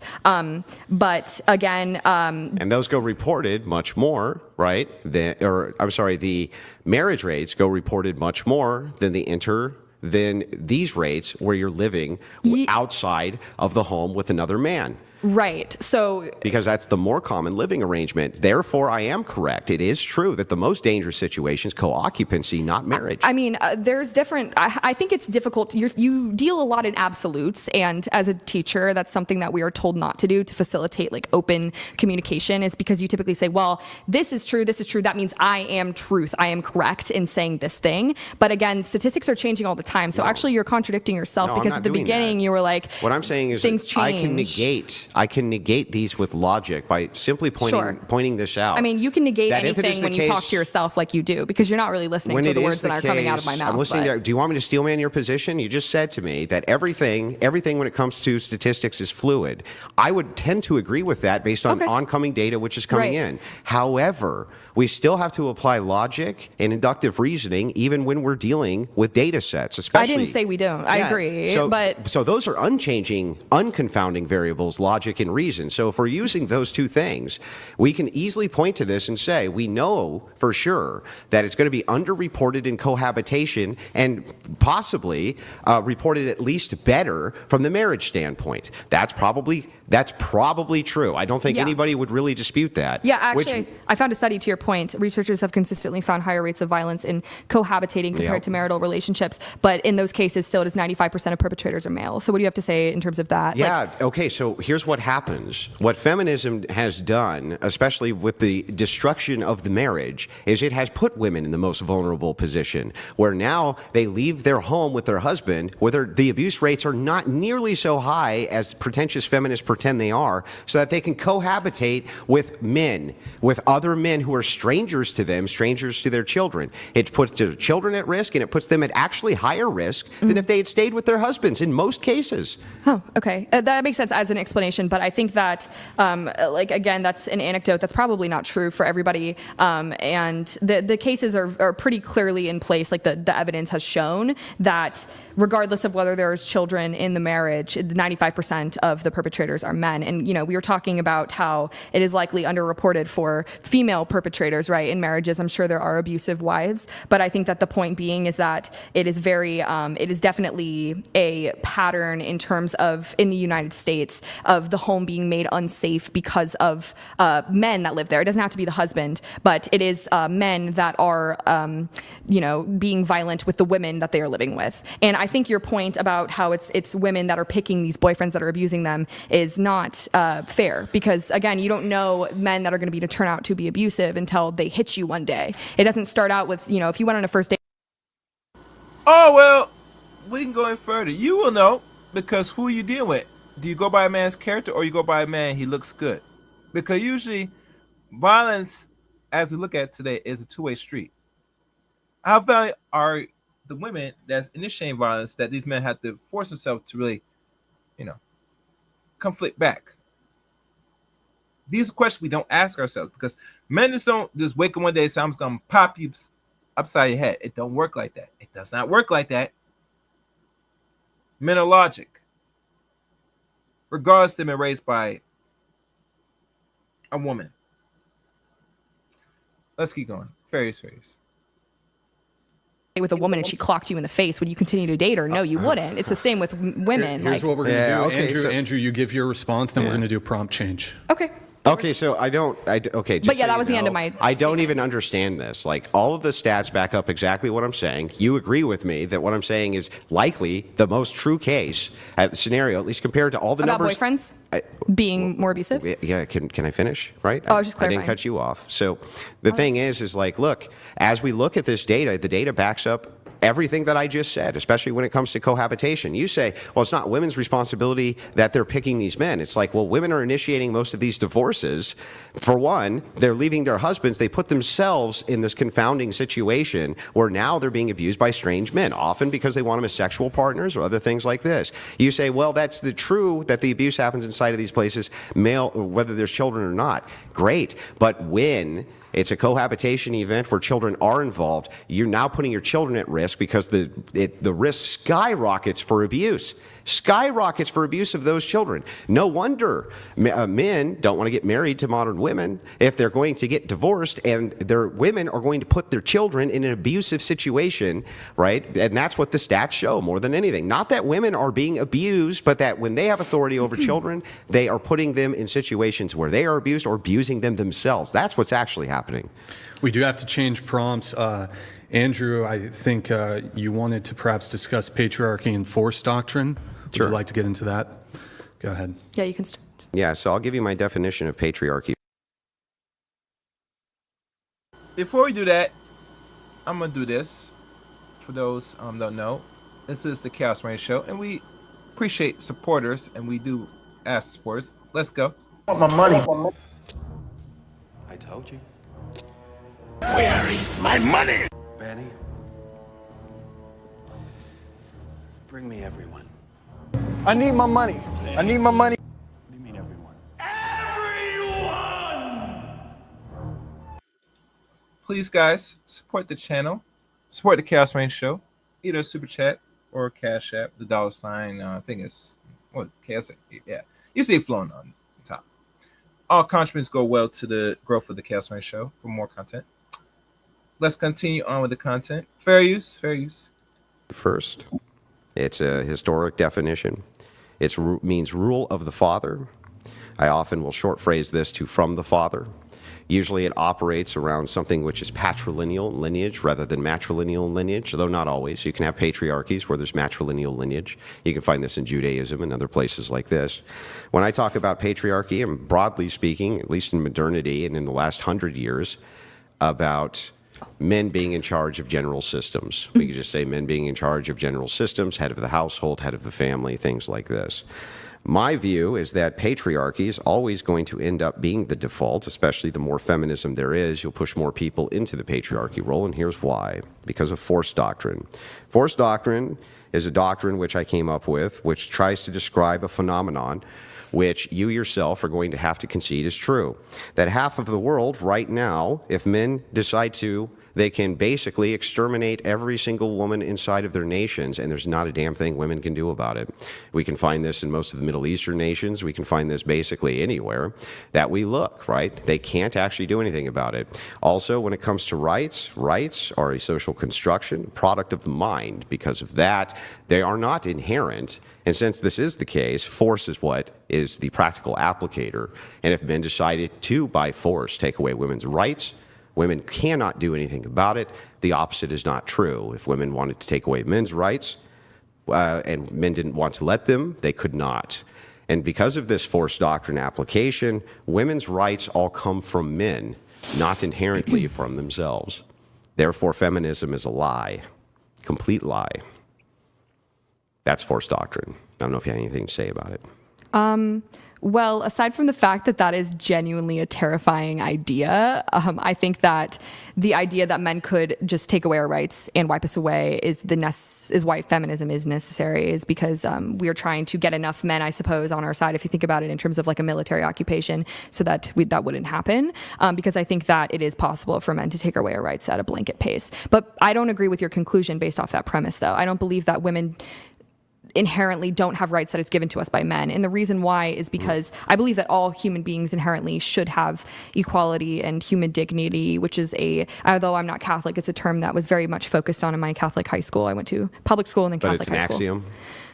About human dignity. It's just axiomatic. Yeah, I mean, it's still like important though to me, because I think that because the societies that we have created have necessitated the need, or have created the need for laws and for structure in government. And so there are many philosophers that have talked about how important it is to have government, right? But because of the fact that men can take it away does not mean that men thus give to us, right? Like, men are not gods. It is something that is inherent to each of us, that we should have the ability to live and self-govern, have autonomy. And I think the fact that men could take it away actually goes to my point about how a lot of them do, and a lot of them try to take our autonomy and make us feel unsafe and harm us, which you were previously refuting, but actually seems like you agree with me on that it's a possibility for men to do that. It's descriptively true.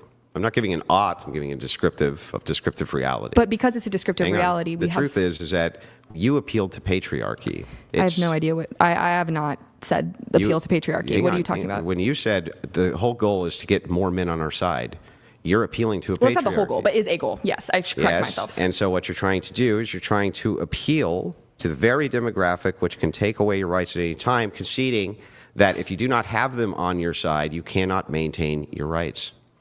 That is not ever true of men, which is why you'll always end up with a default patriarchy, the more feminists push. I don't know if you're looking at the modern world now. It's the modern world, because it's not necessarily a default. It's always going to be a default. But in a lot of tribes, they were very matriarchal, and like women were at the head of the family. There's never been a matriarch in the world. That is not true at all. You give me one. Okay, I will look it up for you. It's going to be an Indian tribe, and I'll refute it. Watch. Well, indigenous people largely have. It's going to be an Indian tribe, and I'm going to refute it. I think you should just use the term indigenous. I think you should just use the term Indian. I don't see any problem with it at all. Oh, I think they do. I don't think so. Indians themselves call themselves Indians often.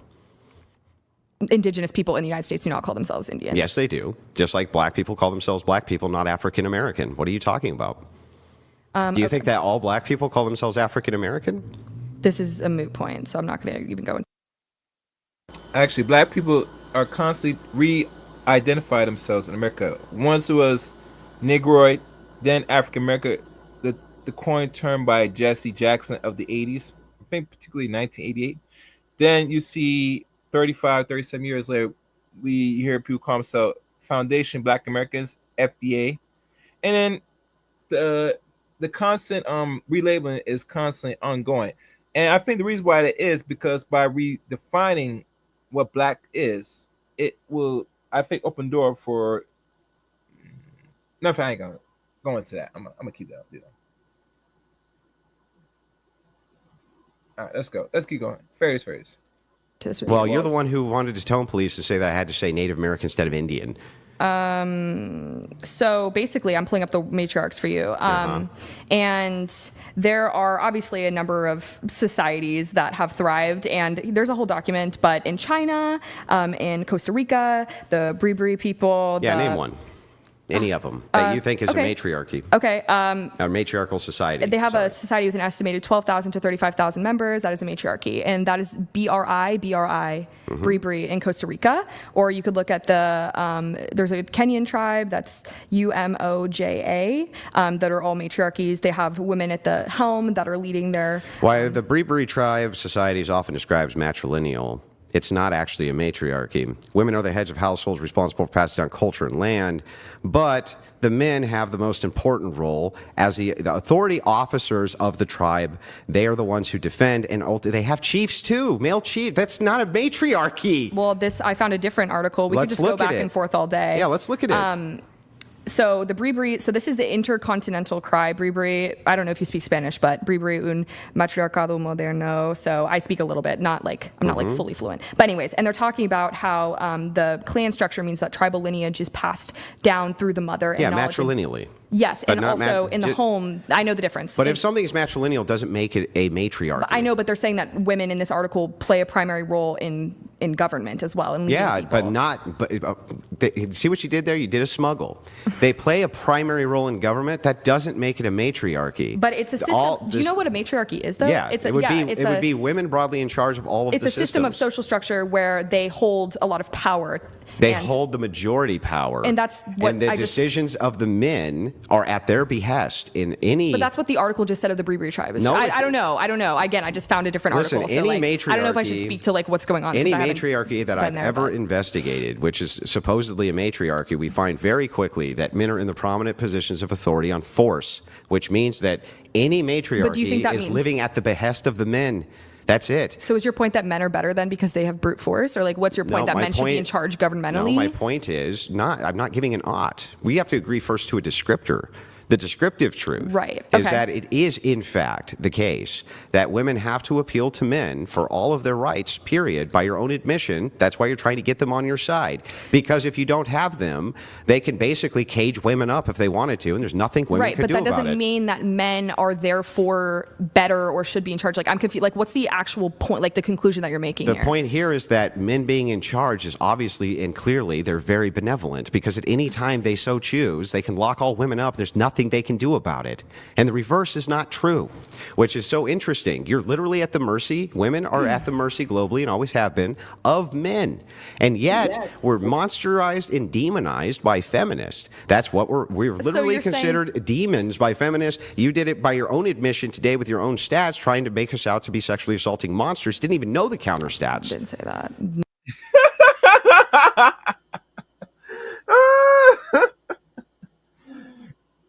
But she can't deny what the man just said. I mean, and I think I understand why a lot of women are conflicting between force, literally force, because women cannot really impose violence towards men, forcefully, as a whole, as a majority.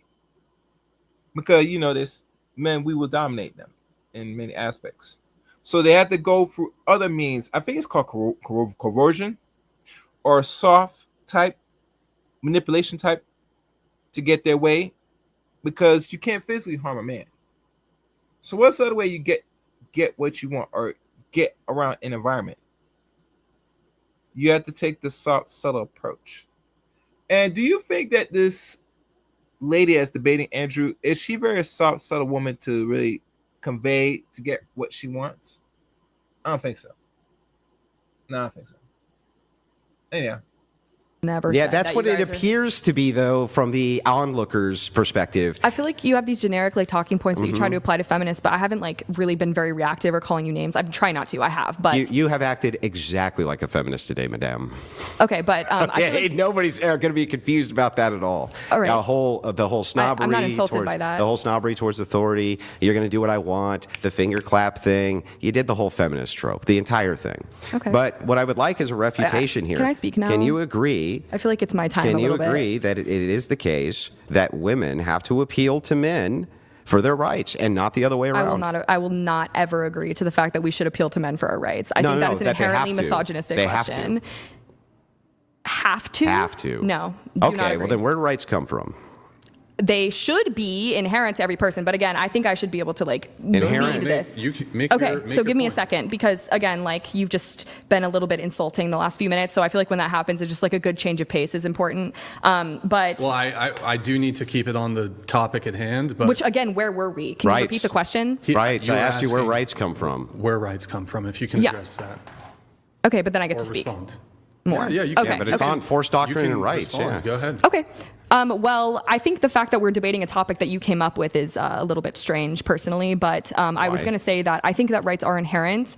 I think that they should be related to all people, just like the fact that we are human beings. We shouldn't have to appeal to any person for authority. And again, the fact that men are stronger, bigger, more powerful doesn't mean that they give or take away people's rights. I'm not religious necessarily, but I think if I was, I would probably tell you that I think God is the person that, you know, relates and who gives people their human dignity and rights, but I think it's inherent. I think that we should all have the right to live and be free of violence, and I think that those who offend and try to put people in cages, those are the people that should be jailed. Like, I don't think that that's a blanket statement. Yeah. So I would just, okay, you keep on saying rights should be inherent. That doesn't tell me anything about where rights come from. Where do rights come from? Where do we ascribe rights? Well, I think to that you're thinking ourselves? very like United States, like government centric. Anywhere. You can pick anywhere on planet. I don't care where you pick. Okay, Where so- are rights coming from? They are coming from the set of people that are in charge, the government. And to your point, that's the patriarchy. However, I agree. Okay. So I concede to that point. However, I'm saying that that does not mean that men, since they create the ability to give people like rights and take it away, that doesn't mean that men it should be that way. It shouldn't. It like, I don't know if that makes So sense. men have been guaranteeing your rights the entire time you've been alive. No, that's definitely not true. Well, I don't understand. I thought that you just But said also, like- rights come from the government. but The also, like- government is the patriarchy. The but- patriarchy then is giving you rights, right? Right, but like the government isn't inherently like the government is influenced by patriarchy, but it's not like all men making decisions like in the past it was. Would you say it's mostly in charge by men? Yeah, but again, like I think that your points that you're making are very misogynistic. Like I think the point of what That you're doesn't saying look. Listen, is like we should be grateful to I you. think the points you're making are very misandrist. I mean, that doesn't tell us. But I don't hate anything. men, so that's not. Oh yes, you do. Wait. Did she just say this man is misogynist? All his points were misogynistic. Even bring data and statistics that she refused to look at about women participating in violence towards children. That's misogynistic. And she's talking about she don't hate men. I check her digital footprint. You got posts that is derogatory to men. I'm not sure who the hell she's fooling people, but she's not fooling me. Yeah, check her what? Her IG or social media footprint. All right, let's go. Not a very good I don't hate insult. women. Okay, but your question inherently is rooted in the fact that you think that there is male superiority and that men are in charge. Descriptively, men are stronger than women. Yeah. Descriptively, Yes, you're not going to argue that point, right? on average, I suppose. Yeah, Yeah, on average. Well, I mean, it's a strong average, though. sure. Yeah, like, I mean, teenage soccer teams are beating, female pro player teams, right? Sure, You agree yes. that that's the case? Okay, great. So if that's the case, and we can agree, and you agree that the governments of the world are patriarchal, then you have to concede that the patriarchy is giving you your rights right now. I will never concede that. And the reason why is because I think that is rooted in the idea that women should be grateful. Like, you're telling me that I should essentially be grateful to you for the fact that I'm not in a cage right now and that someone's not assaulting me as we speak. Like, that does not mean No, that how I about should just be grateful to your you. right to free speech and the fact that it's enforced But by men? men- The patriarchy is the ones giving you that by your own admission. Listen, so my theory is the way it should be. This is what I think. This is the way that it was before we had colonization and all the imperialism and stuff. There's a blanket statement, right? Or there's a blanket right to life, to autonomy, to all these things, right, that are just given to you by the nature of being human. And there are certain entities and people and oppressive regimes that then come in and they try to take those things away from you. Yeah, now, warring because tribes. Warring tribe theory. well, because they give you those things, or because the government gives you the right to exist now, right, doesn't mean it's a benevolent doesn't mean the patriarchy is benevolent because it is currently giving me these rights, and I'm not like sitting and trapped in my house like I am What in a would different make country. it malevolent? What would make it malevolent? Yeah. I think in places like I'm like talking about Afghanistan, here in the United States, Well, which is a patriarchy by your own admission, giving you rights. What would make it malevolent? I think that there are a lot of current things that are malevolent, like in legislation and things like that, that are, like attacks on bodily autonomy and like the overturning, like the Dobbs decision or the But you would overturning consider Roe v. your Wade. First Amendment a benevolent right, your Third Amendment, But your Fifth Amendment. I think these things are all inherent. Like I don't understand. Like just because it's written in by the government doesn't mean that it should inherently be. It can't be benevolent. Listen, that's a contradiction. You can't say it's inherent and the government gives them to us. No, the government. That's a contradiction. The government does, but it doesn't mean anything. Like we should already have these things. Like just like if I. How do you have them? How do you have them Because absent you're a a human government? being. You should just be able to walk around and be free. How? And How do you have that without force? How? I mean, how is it even possible? I think you're looking at it through a lens of like imperialism, and I don't think. I just discovered this lady is very delusional. Saying you should live in a world where you walk around free. There's nothing guarantee of freedom. You have to always constantly fight for what is considered freedom. She didn't go back to really look at her old Eurocentric history and world history to understand how world works in regards to slavery, freedom. People just don't be just free for no reason. And constant point in peace, there's always going to be war. It's a common human interaction. To be free, you have to constantly fight for that every day. That's not given to you. The world does not give you that. I just want that to sit in. Yeah, I see. I don't know why she's speaking about that, Zara. I don't know why. All right, let's keep going. That like force was always necessary. It hasn't always been Why do you necessary keep to saying I'm conquer other looking at it through a people. lens of? I literally told you my lens of force doctrine, explained it Right, but you're descriptively. looking It at has it- nothing to do with imperialism. It has to do with this. You're You're walking looking at it in the around lens and of there's modern no society, government. though. If you're walking around, there's no government. Where do your rights come from then? Okay, this is just like such a silly Please question. answer the question. Okay, so if there's no government and I'm Yeah. walking around, my right to be alive, my right to find a Can partner, someone come around and my kill? right to Can someone come around and kill you? Yes, but in that case, there have historically always been ways of punishing people who take those away. So the people who take them away You mean are like a offenders. government? Hold on, just let her A finish. government? Go ahead. Hold on, Andrew. Okay. Go ahead. The people who take those things away from you, if they don't decide to take it away, it doesn't mean that they're good, right? So like a really horrible example that for a lot of women is true is if I am a woman and I have not had intercourse with anybody and a man is my friend and he decides that he's not going to take my virginity from me, does that mean he's a good person inherently by not assaulting me? No, it doesn't, because that should be the standard, right? And so if someone comes in and they take it away and then they tell me that they can or they can't in the future, right? That's essentially to me what you're saying is just because the government is giving me the right to walk around and have this conversation with you today means that I should be thankful and I should, not be concerned with things, and that you guys are actually benevolent. The patriarchy is benevolent because I'm not in a cage, because I'm not being assaulted. Yeah, that's not what's being So said. that But is- anyway, can you? I have somebody that laughs about this. Check this out. God damn it! You can't make this shit up! God damn it! You can't make this shit up! God damn it! You can't make this shit up!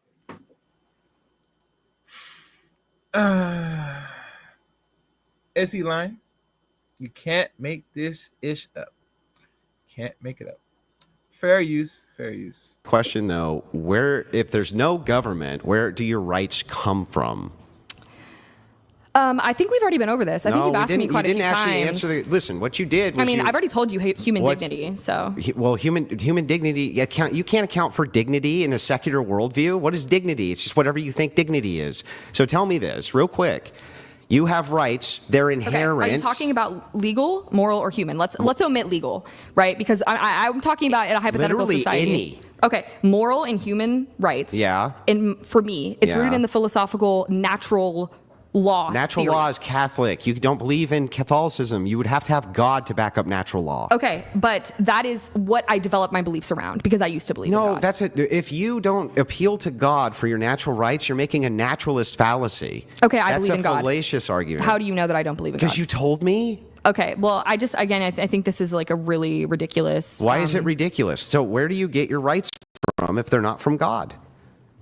Okay, so again, I still subscribe to the human rights theory, which is the Universal Declaration of Human Rights. If we're not going to go talk about God or naturalism, right? Which is that every human being has universal, inalienable rights that are fundamental to each person. And so this is what the UN subscribes to and stuff like that, regardless of whether there is a government in place or not. So is that sufficient to you? No, that's an axiom. So all you're just saying is, I think we have inherent rights because I think we have inherent rights. I think we have inherent rights because we are human beings who deserve to be treated with compassion, love, and respect. And I don't think you think that. So yeah, but that's pretty wild. But the question comes in here. Let's say that a group of people doesn't believe in these inherent human rights, right? They don't believe in them. I mean, there are definitely groups that have. Yeah, they just don't believe in these inherent. But for certain people. Yeah, they just don't. So what is it that protects those inherent rights for you? Well, you're right. There is typically like a system in place of Force? It's not force per se. All force, right? But name anything that's but not like force there's a that way to like protects your rights. isolate those people. With yeah. what? Force? I mean, not necessarily. Not What every else could you arrest is isolate made them through with if they don't want to force. be isolated? Well, not every arrest is made through force, right? Like they might. Yeah, just, well, actually, all arrests are made through the implicit threat of force. Either you come with me or else, right? Sure. So that would be force, right? You would agree with that? The implicit. Yeah, I mean, just this inherent topic to me is very, just like violent and seems like a moot point. Like, but I mean, I feel like we've talked this through. No, I haven't talked it through yet. But you can continue. I mean, I don't really have much else to say Yeah, I on know, this. but I've already it's a clarified. critique of your worldview so that we can understand who you're appealing to for these so-called rights you believe everybody has. In this case, Sure. it sounds like you're banking on force from men to protect your rights. I'm not How are you banking on not? that. How are you not banking on the force of men to protect your rights if you say they're inherent, but all these inherent rights require force? Well, also men is a generalization. I mean, again, there are a lot of people who are currently working to enforce the system of government that we have. It's not just men, but okay. They all rely on male force, don't they? I just told you that wasn't true. I mean, there- Okay, can you tell me how that's not true? Like Well- what agency of government doesn't rely on male force? No. My point is, it's not all exclusively. I hope you guys entertain. I hope you guys not really getting lost through the sauce of all this, because the man is really pressuring and she's very much timid. She doesn't want to answer direct questions. I understand it, because this is not a narrative that she's not so-called comfortable of, because most feminists today push a narrative where we must adopt. No, we're going to challenge your thinking. Why this is not so effective? Why? Explain to me like we're a child. She's struggling to do this because this is not her forte, because she refused to answer this simple question. Fair use. Men. There are men and women and everyone else as well that work to protect people here. Like in the army, it's not like if you're using force, right? The army isn't just male troops. So like you're saying male. Yeah, there's women who aren't allowed in combat for the most part, almost ever, unless it's by accident, who are in the military as paymasters and things like this, but they're not the executors of force. There's not female armies being fielded to protect people's rights. I'm not super interested in this line of questioning because it just seems like Why an do you inherently think I care misogynistic if question. you're interested in it? I want to know the worldview. I think you care because like it's your podcast and like I'm kind of ready to well, move you know on. what? In your next argument, I'll just say, well, I'm just not very interested. Okay. Like, then I'll what just does that talk do? about my Like, points. what does that do? Well, you're not really letting me talk or like, I'm just asking you basic questions. You refuse to answer them. That's it. I just wish you would actually answer the questions, and then we could get somewhere, but you just refuse to. I'm like, okay, so what does that mean? And you're like, well, I just explained it, when you didn't actually explain anything. And then we get to the root of it. So what you keep doing is appealing to patriarchy for your rights by saying, I would never say I appeal to patriarchy for my rights. You say, hey, I want to appeal to men because we need men in order to protect us from the patriarchy, which means you're appealing to men for your rights. I just like, it seems like it's a big circle, so I'm just trying to decipher it out. That's it. That's it. Boom. It's so simple. See how that works, ladies and gentlemen? Not so hard. You're asking for certain rights, but you're appealing to men for these rights. So which one is it? Can you do bad by yourself? No. Fair use, fair use. Okay, I'm not gonna engage anymore. All right. I already told you I just don't have anything else to say on this. So I feel like we've had a good conversation. I mean, I've enjoyed hearing what you have to say, but I just don't have. Yeah, well, I mean, I would have enjoyed, like actually critiquing the view, but since you don't make the view you already available, have for like the last 15 minutes. You've just been very evasive, and you've been very unwilling to actually answer questions, even when you've contradicted yourself. You want to acknowledge it, so. Okay, well, we can take a little. I'll have a smoke. There's more prompts, but we'll take some audience questions. There's some super chats that we can get to. So we have, let's see, we have. All right, let me go for y'all chat room. I'm going to speed through this. Let's see. Where's 119? Let me just take a look.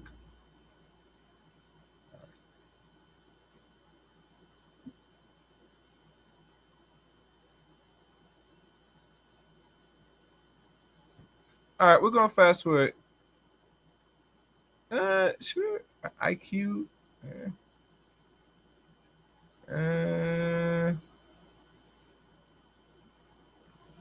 All right, we're going fast forward to her. Yeah, I don't like it, but all right, screw it. We'll look at her so-called intellect, because it says she has a high IQ. So let's fast forward to that.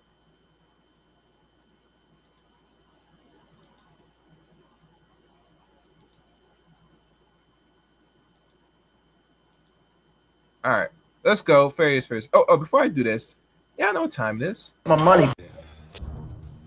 I told you. Where is my money? Benny, bring me everyone. I need my money. I need my money. What do you mean everyone? Please, guys, support the channel. Super chat, Cash App, whatever. All support donation goes to the Chaos Rain Show. Really appreciate it. Let's go. The conversation. Allow me to let, we have about 3 chats coming through, and then we'll get back to the debate. Rachel Wilson says, this is, by the way, this is Andrew's wife here. Oh. Nobody's Hello. talking down to you, princess. Uh-oh, she wants to do a call-in. Do you want to talk to Andrew's wife? Maybe. I don't know, but okay. Andrew is just beating your arguments easily, and you feel embarrassed, so you're pretending he's insulting you. Okay. Thank you, Rachel, for that. Appreciate it. Donner, page 199, section 6.3 of the NIS-4 shows all the stats Andrew pointed out about female perpetrators. Anyone in chat can look it up. All right. Thank you for that. Even though she said she looked it up in 2 seconds, even though there's no possible way. Somebody says unmute. Okay, thank you, Andrew. I'm not sure what's going on with that, but we have two chats coming here, and then we'll come back to the debate. So we have, one sec, we have Glocktavius. Thank you, Glocktavius. Glocktavius donated $100. Kylie, you said you have a high IQ. What's your IQ? I haven't taken an IQ test in a while, but when I was a child, they had me evaluated for having a high IQ because I was like talking really young and all these things. But the last time I took a test, I think it was like around a 150, but I don't know currently. It was a while ago. Okay. 150? Yeah. That's genius level. And I know you're going to say I'm not, so it's like funny, but I know you probably think it's ironic. I didn't say anything. I just said that that's considered genius level. Thank you. He was about to congratulate you. Oh, sorry. I'm on the defense a little bit, but thank you. I appreciate it, Andrew. I appreciate it. Poor me. I just have an average IQ. Okay. Literally, we have average IQ. And you know what? Look, here's a little, a lot of the super chats been a little mean. YOLO Swaggins says you're hot. Thank you. So if it's any, Thank you, YOLO Swaggins, for that. That does actually make me feel nice. Thank you, YOLO Swaggins. And then final chat here, then we'll get back to the debate. Six-Pack Chad donated $100. Thank you, Six-Pack Chad. I didn't go to school for 4 years to be talked to like this. The girl boss can't handle the big meanie Andrew. You are the most insufferable broad I've ever seen on this show, including the hookers. We have had a couple hookers.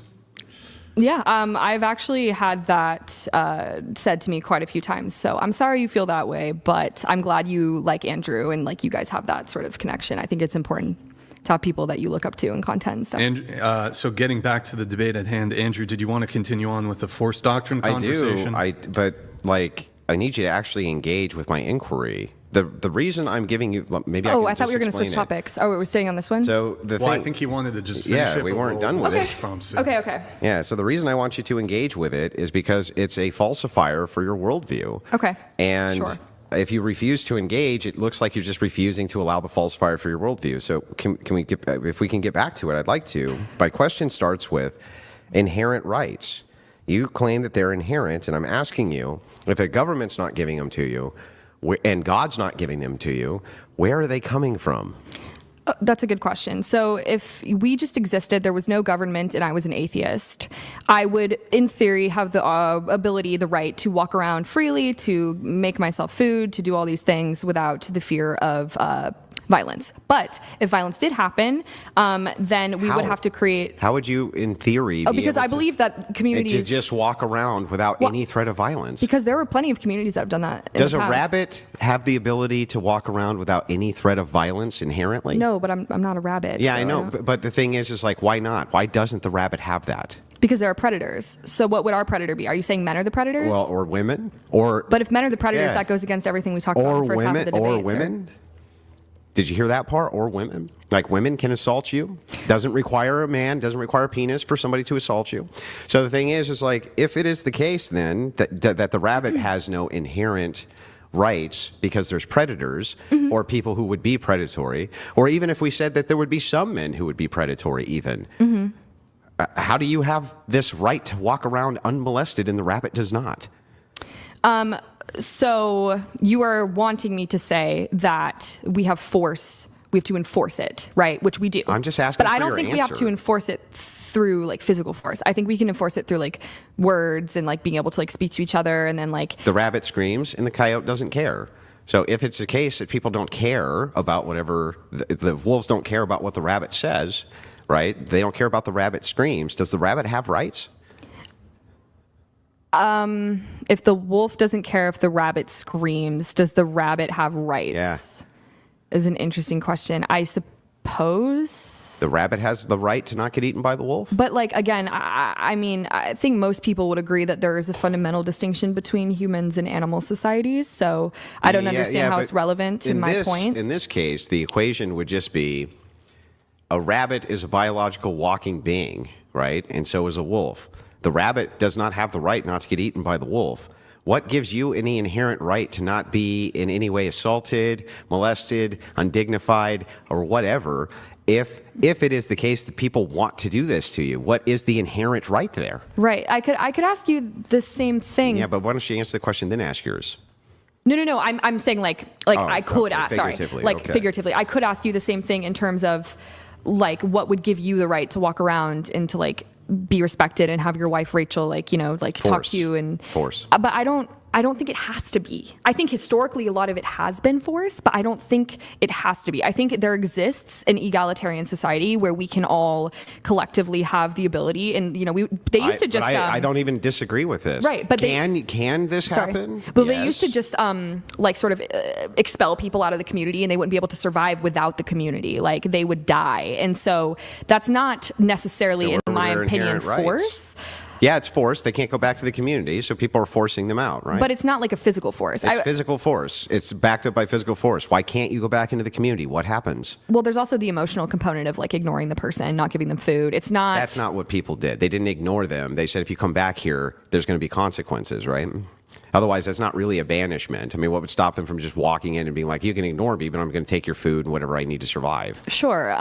But the point being, for me, I believe that because those types of societies are possible to exist, right, without the physical threat of force and having to put people in cages and kill people to preserve the social order, then therefore, I think that we should not have to have a patriarchy or a matriarchy. Yeah, but the I think thing- we should just be able to exist in the right because I that the understand rights what you're come within saying. us. I agree that you can have all sorts of different arrangements for how a society But is I'm saying arranged. because of those things, then Yeah, but that like, doesn't give us the answer here for why it is that the rabbit doesn't have Right. the right to not get eaten I mean, by I the don't wolf, think but I'm- you have the right to not get assaulted by another human being. What gives you that right? I mean, I don't think I'm going to at any point give you the answer that you're looking for I'm just because looking we for fundamentally the just answer. disagree. What you said is because future society.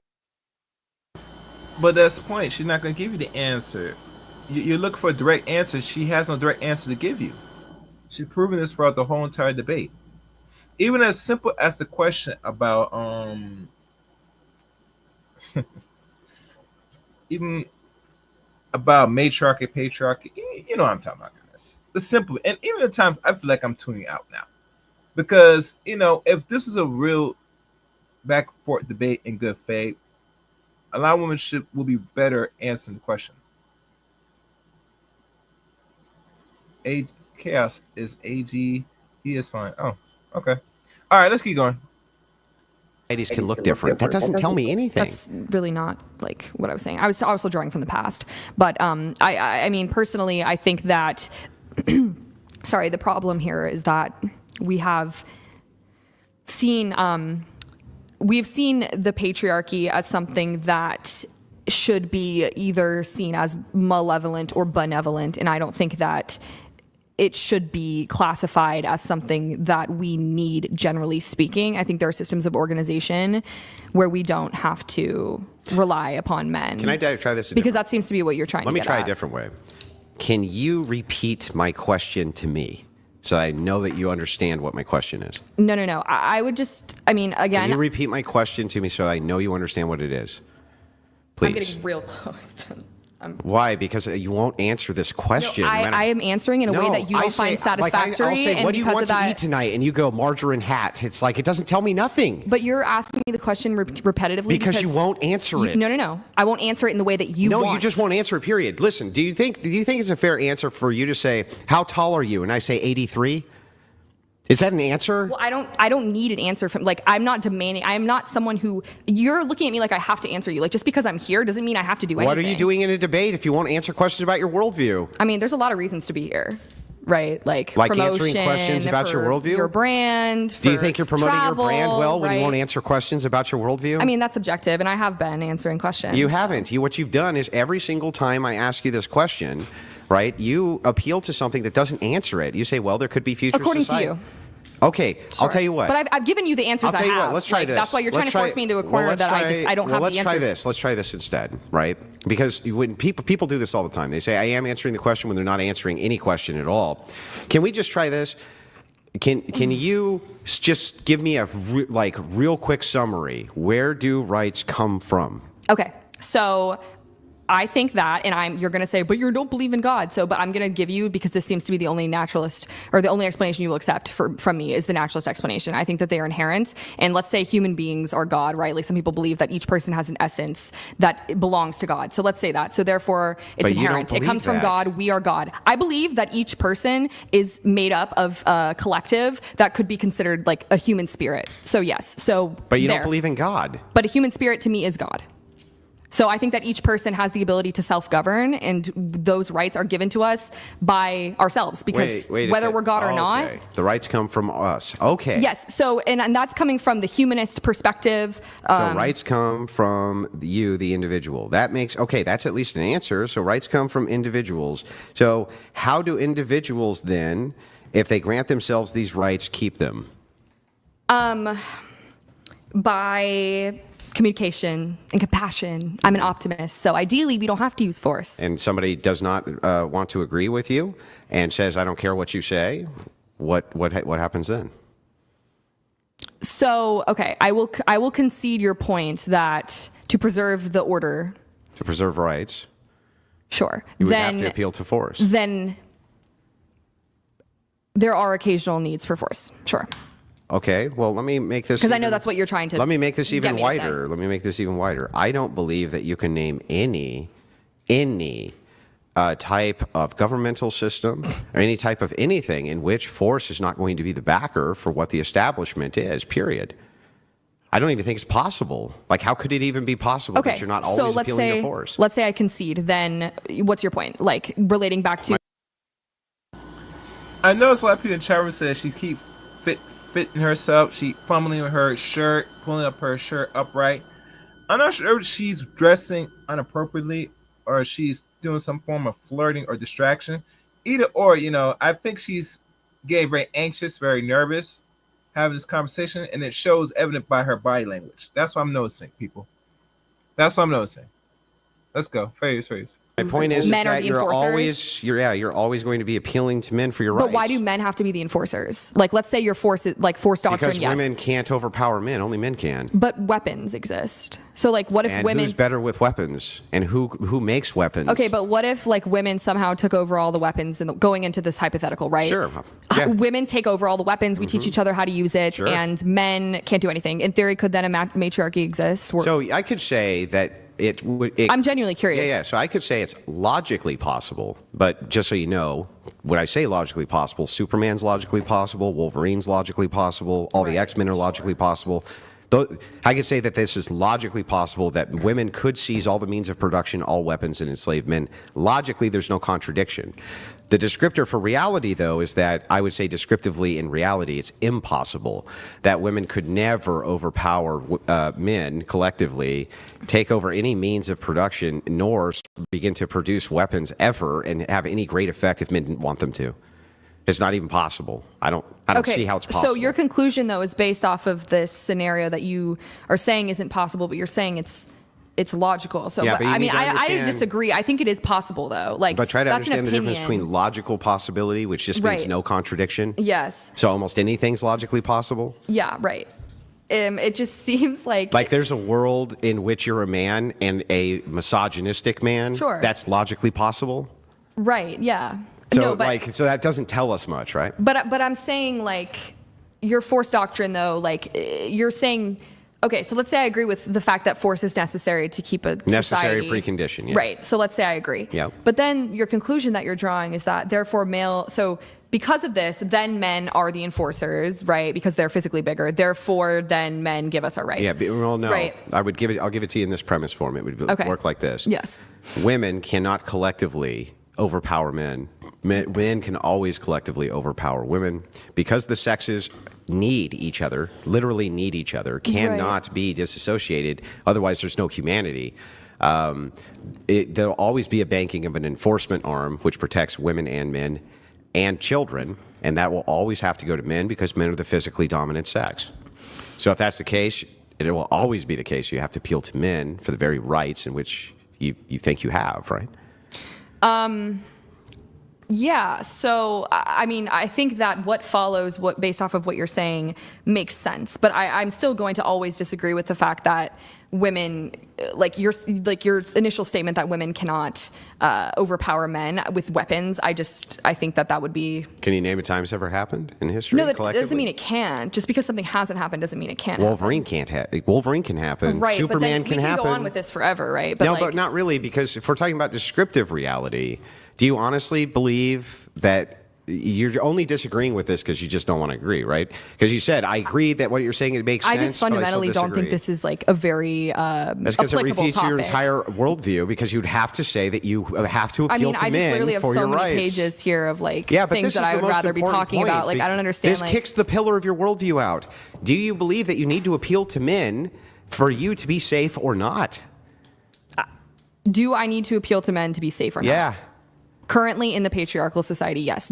Should we have to? Is it possible for us to not have to? Yes. But currently, yes. And do men protect you? Not always. Yeah, but mostly. Unfortunately. No, not even mostly. Aren't they the ones who are, aren't they? Yes, mostly. I'm sorry, are most women dying? Well, it just depends. Are most women dying from violence? No, so they're mostly being It protected depends from on violence. what you mean by like protect though from harm. What do you mean, protect you from yourself? Is that what you mean, sweetie? That means you don't go and create situations where you put a man in position, because most women do put yourself in a situation that you want a man to unalive another man. Let's be honest. Let's have that discussion. You're looking for the bailout. And I get it. I understand you. But let's be honest. The way how men move today, they're not going to be bailing a lot of that. Modern Western women. From what I'm noticing. But let's keep going. Like, there's just like a lot you of live, ways like, that let's women are see, harmed like by you men live, on a like day-to-day you live in a basis. nation in which you're granted massive amounts of rights. You're protected while you sleep. You can dial 911, have officers there almost immediately in most places. But you're attributing all that to men? They're the enforcement arm of all of those collectives, yes. Right. So like police officers, you would agree, vast majority male, right? Yeah. And that women tend to underperform in almost every standard because we lower standards for police officers so that women can be them, even though they don't actually perform very well against their male compatriots, do they? Sure. So if that's the case, then you're still appealing to men, aren't you? Sure. Yeah. Oh, okay. I don't really want. Yeah, I know. You'll Yeah, just concede just to concede. I mean, fundamentally, I don't think this is very interesting. It's kind of funny, right? It's there's a reason this isn't taught in philosophy It's like a man's classes, verbally assaulting you, just rolling over and taking it because you got I'm not nothing. taking it. I'm you here. just roll it over. I would and actually prefer to leave. You just went dead fish on me, right? Like a bear's attacking you, went dead fish because you just can't refute the arguments. It's not about that. It's just about not being disrespected. If I feel like I'm being I'm not disrespected, I'm not disrespecting going to you talk. by asking you questions about your worldview. No. You're just being, how do I say, very demanding and overbearing because it's actually. I know. I Like, mean, we're I in a listed debate. a lot I of need you to topics answer my questions. that I would rather I know. talk about, and we've been talking about your topic for 45 minutes, I and I've barely even had an opportunity to steer where this Do conversation you have a bunch goes. of topics that Yeah, you brought? of I brought course. one. Why can't we talk about mine too? We are. Oh, great. Then what's your complaint?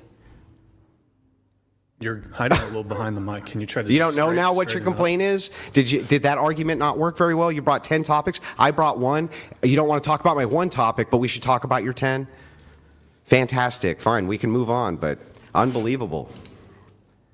We will do a couple chats here, and then we'll get into our next topic. All Then right, bring in the chats. I'm going to go have a smoke. All righty, Sam. All right. Let me see where we're at. All right. Oh, guys, like always, as you watch, hit the like button. Likes are free. But where we are, in the chat, we got a lot of people commenting. That's good. No one is really asking a question, so. All right, so let me fast forward this.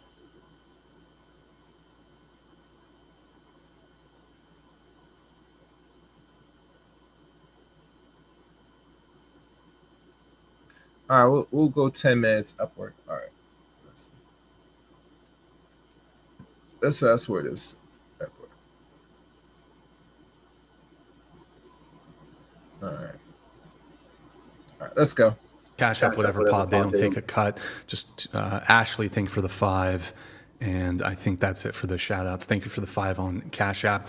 $100 TTS, streamlabs.com/whatever. We do have a chat coming through. Let's see. This one, yeah. Xerxes donated $100. Hi Kylie, are you a communist or anti-capitalist? Can women be sexist towards men? Can minorities be racist towards white people? Is misogyny worse than misandry? Okay, so there's like 4 there. Why don't we start with the first one? How Sure.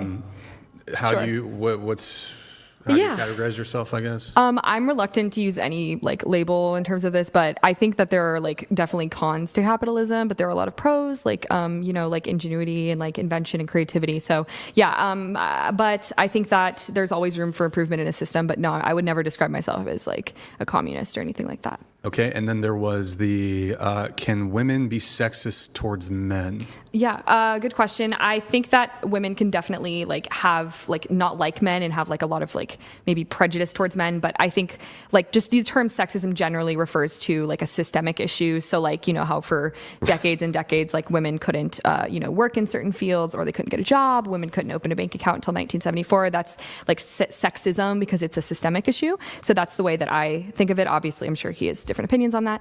But yeah. Men, but you're not here to elevate women over men, even though No, I would like for women to like be equal. but they can't be sexist though. Only men because it's systemic. There was one more, right? Yes, but it seems like Andrew maybe wants to engage you on that. But here, we'll go. How about we'll go through all Because I of feel like them? we might go for a while on that one. Yeah, so we'll get back to it. But can minorities, so I guess like Black, Latino, whatever, can minorities be racist towards white people? Yeah, like there's definitely a level of like maybe strong dislike or like maybe like prejudice towards white people, but I would say the same thing about like serious like racism is like systemic. Like there were laws to uphold it, like Jim Crow laws and a bunch of other laws to uphold even like the institution of slavery, which is really for like hundreds of years. And so because of that, the racism that is embedded into like our laws, whether on purpose or not on purpose, in the United States is systemic, and so that makes racism primarily that way. So I don't think minorities can be racist to white people. I think it's prejudice, though. I think the just terms are different. It's like, you know what I mean? Like the hatred or the fear exists about certain groups, but the term is the way I explained it. Okay. And then the final one was just, is misogyny worse than misandry? Yeah, I would say so. And the reason why is because misogyny is built into laws and policies as well, versus misandry is just like a lot of the time is rooted in genuine fear. It doesn't make it, okay, but I think like it's better to, see people as they are. But I think misogyny is, again, more of like a deeply systemic issue, and a lot of violence, gender-based violence, is rooted in misogyny, which cannot necessarily be said for the other way around. Obviously, there's always exceptions to everything. Got it. And then so I'll respond to misogyny. She's going to have to probably go in detail and use examples of laws. What type of laws that is enforcing misogyny? My biggest issue, I don't mind a person asks a question, but I think they should really tackle the question head on and really pressure the person that is giving the answer to the question. Okay, what laws? I mean, I want context. That would go much further, so that way we could understand that validates your point in regards to misogyny. Now, is there laws in regards to placing misandry?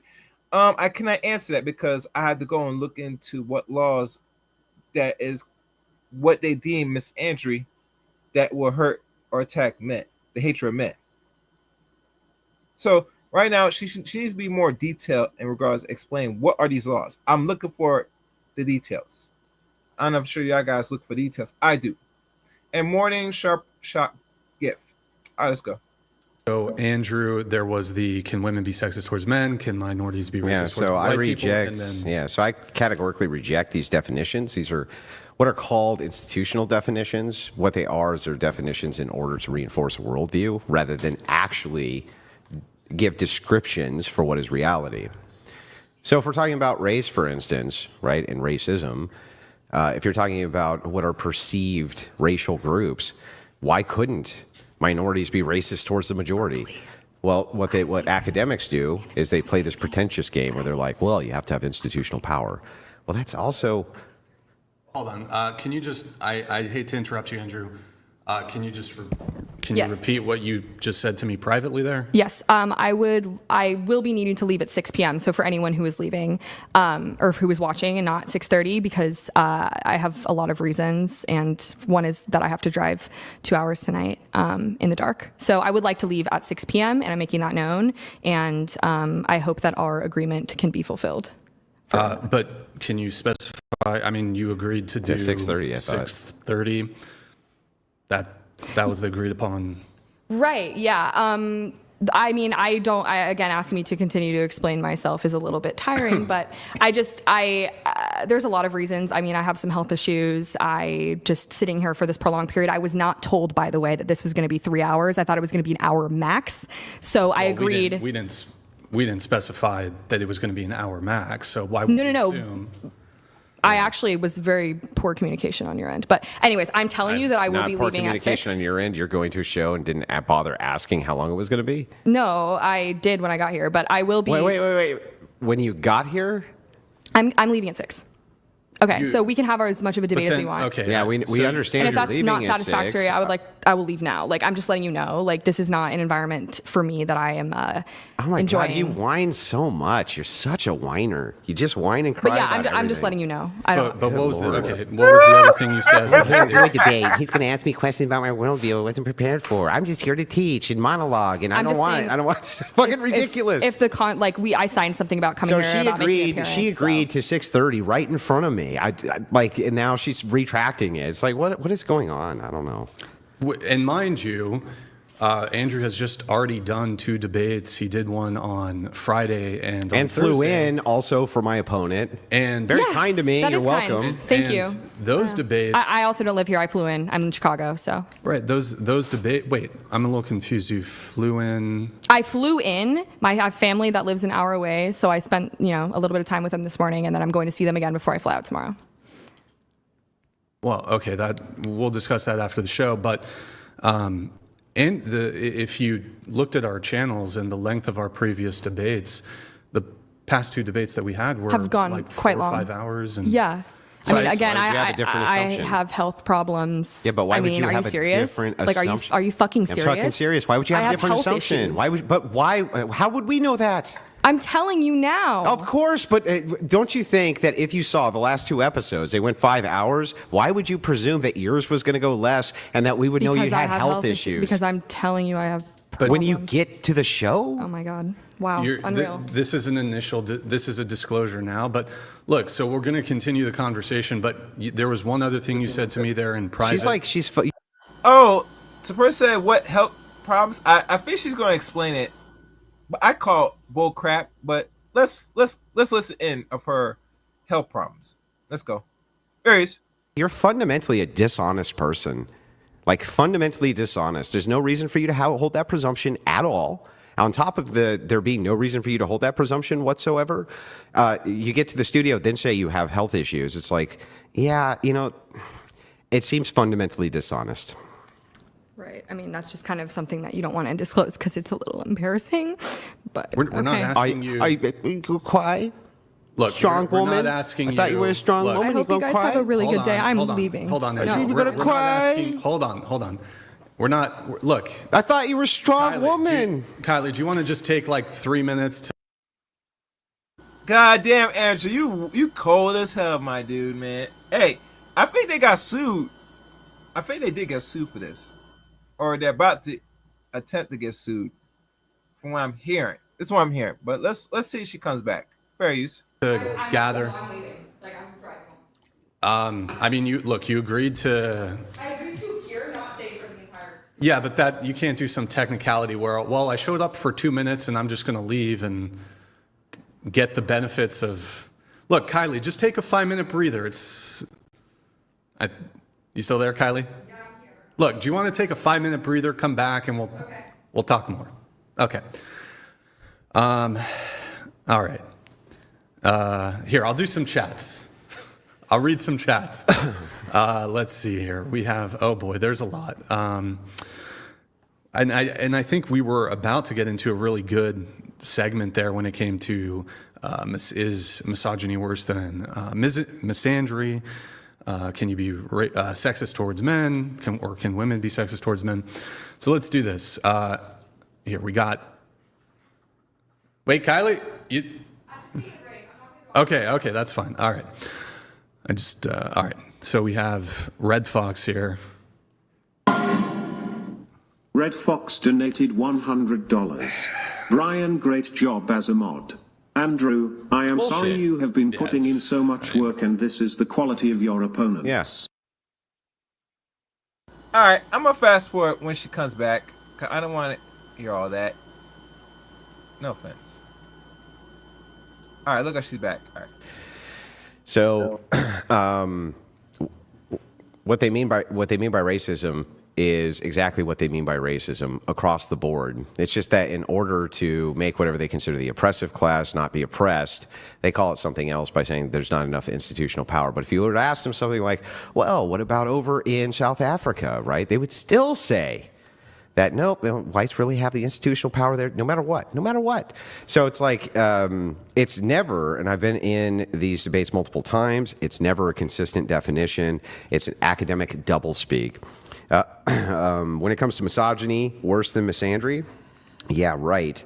The only reason that she says that is because she believes in a bunch of stats which are completely false. They're totally false. We've been over them multiple times. Women do just as much damage with their misandry as whatever she considers misogyny to be. And the truth is, it's all just demonization. Yeah, I don't know why she's crying. I don't know. I have no idea. I'm not crying right now, but yeah. Okay. It seems very manipulative, by the way. I'm just pointing that out. Damn, this dude cold, man. Yeah, you're entitled to your beliefs. Would you like to engage with the misogyny being worse than misandry Sure. topic? Yeah, I mean, I'll just read out the statistics that I have here about violence against women, and that's basically what my belief that misogyny is worse. Misogyny kills and misandry annoys is sort of a phrase that people say. I think both definitely aren't healthy, but 1 in 3 women experience violence in the home or just generally in their lifetime. World Health Organization, 50% of women are murdered in 2017 were killed by an intimate partner, United Nations. A lot of child brides, with victims being women married to older men, as well as 71% of human trafficking victims being women, often used for sexual exploitation purposes. And that a lot of that is rooted in the belief that women are property and objects that men can do what they want with. And yeah, so that is why I believe that misogyny is worse. I think, again, though, I will concede, I think both can be harmful. And can I just point out real quick that sexual liberation is a key cornerstone of feminism, including OnlyFans, things like this, and that's been linked heavily to sexual trafficking. And still, the left does everything they can to promote that women should be able to engage in prostitution, even though it leads to those very same outcomes, which is insane. On top of that, she says misogyny kills, misandry annoys. That's not true. We look at post-divorce stats for suicidality, for instance. Same thing. Even when it comes to men's health, they do unalive themselves at higher rates. Right? Now, I would still argue that that's mostly because they're better at it, but also because, and what I mean by that is that, like, women will basically they just won't use guns, right? And men use guns. But yeah, I would say also, when we're talking about misogyny versus misandry, what's really interesting about this is they'll often only point to the stat of death as though that is the only stat which is worth looking at. If you look at what's going on in society, we also have to look at children. The effects and outcomes of children. The demonization of men through misandry often will lead to men or boys, young girls, things like that, losing respect for men. It also leads to men losing custody of their children, which leads to bad outcomes for children. Like, even if it were the case that I accepted all of her stats, by the way, that also proves that feminism is not doing a good job protecting women. It literally failed its promise of protecting women. But on top of that, can we just point out that she doesn't bring up the outcomes for children ever? They never bring up the outcomes for children, which are completely and totally awful when we have these split family homes and the glorification of single motherhood, which feminism has done. They only point to the fact that, well, misogyny can lead to the unalivement. Also, can I just point out, what about the fact that there's about, 1 million women plus a year who murder men's children in the womb? I just want to point that out while she says, well, this is basically misandry is just harmless annoyance. At the same time, remember, having 1 million abortions a year. May I just ask, I'm trying to Yeah, be I was fair. listening. Were you listening? Yeah, yeah. Okay. All right. I was listening. Okay. Do you want to Sure. refute or counter? Or I think that respond?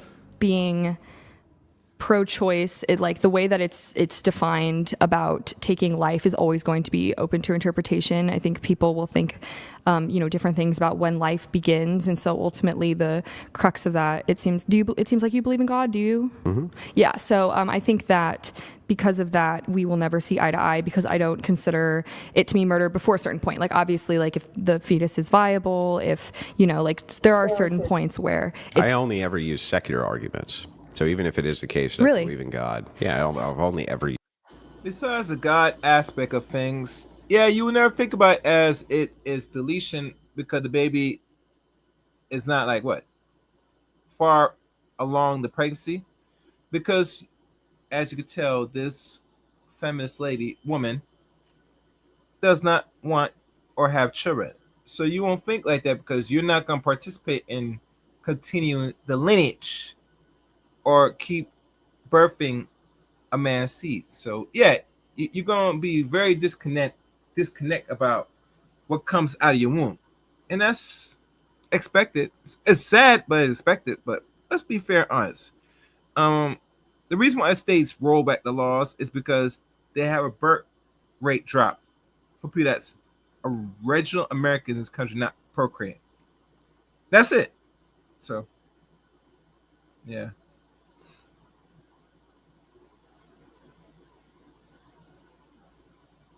Oh, thank you. All right, face. So what would your argument be? That the case for sentience makes no sense, and that scientifically, the established scientific consensus, the legitimate scientific consensus, non-sociological consensus, is that this is a human life at conception immediately. That is the scientific consensus. You can look at any source you want. That's the scientific consensus. So if that's the case, right, then we should treat it as though it's a human life. Sure. Yeah. And I think that's going to vary from person to person. I think that there's a lot of people in the scientific community. And again, the scientific consensus does vary on when life begins. It does not. Because the religious idea is the consensus does not vary. There's no source you could ever look to. And I'm willing to be corrected right now live. There's no source I've ever been able to find which refutes that the scientific consensus is that human life begins at conception. Oh, thank you. There would be no other way to determine human life. Other than that, it began at conception. You wouldn't even be able to determine it another way. But you can go ahead. What does scientific consensus say? When does human life begin? Sure. I'll wait.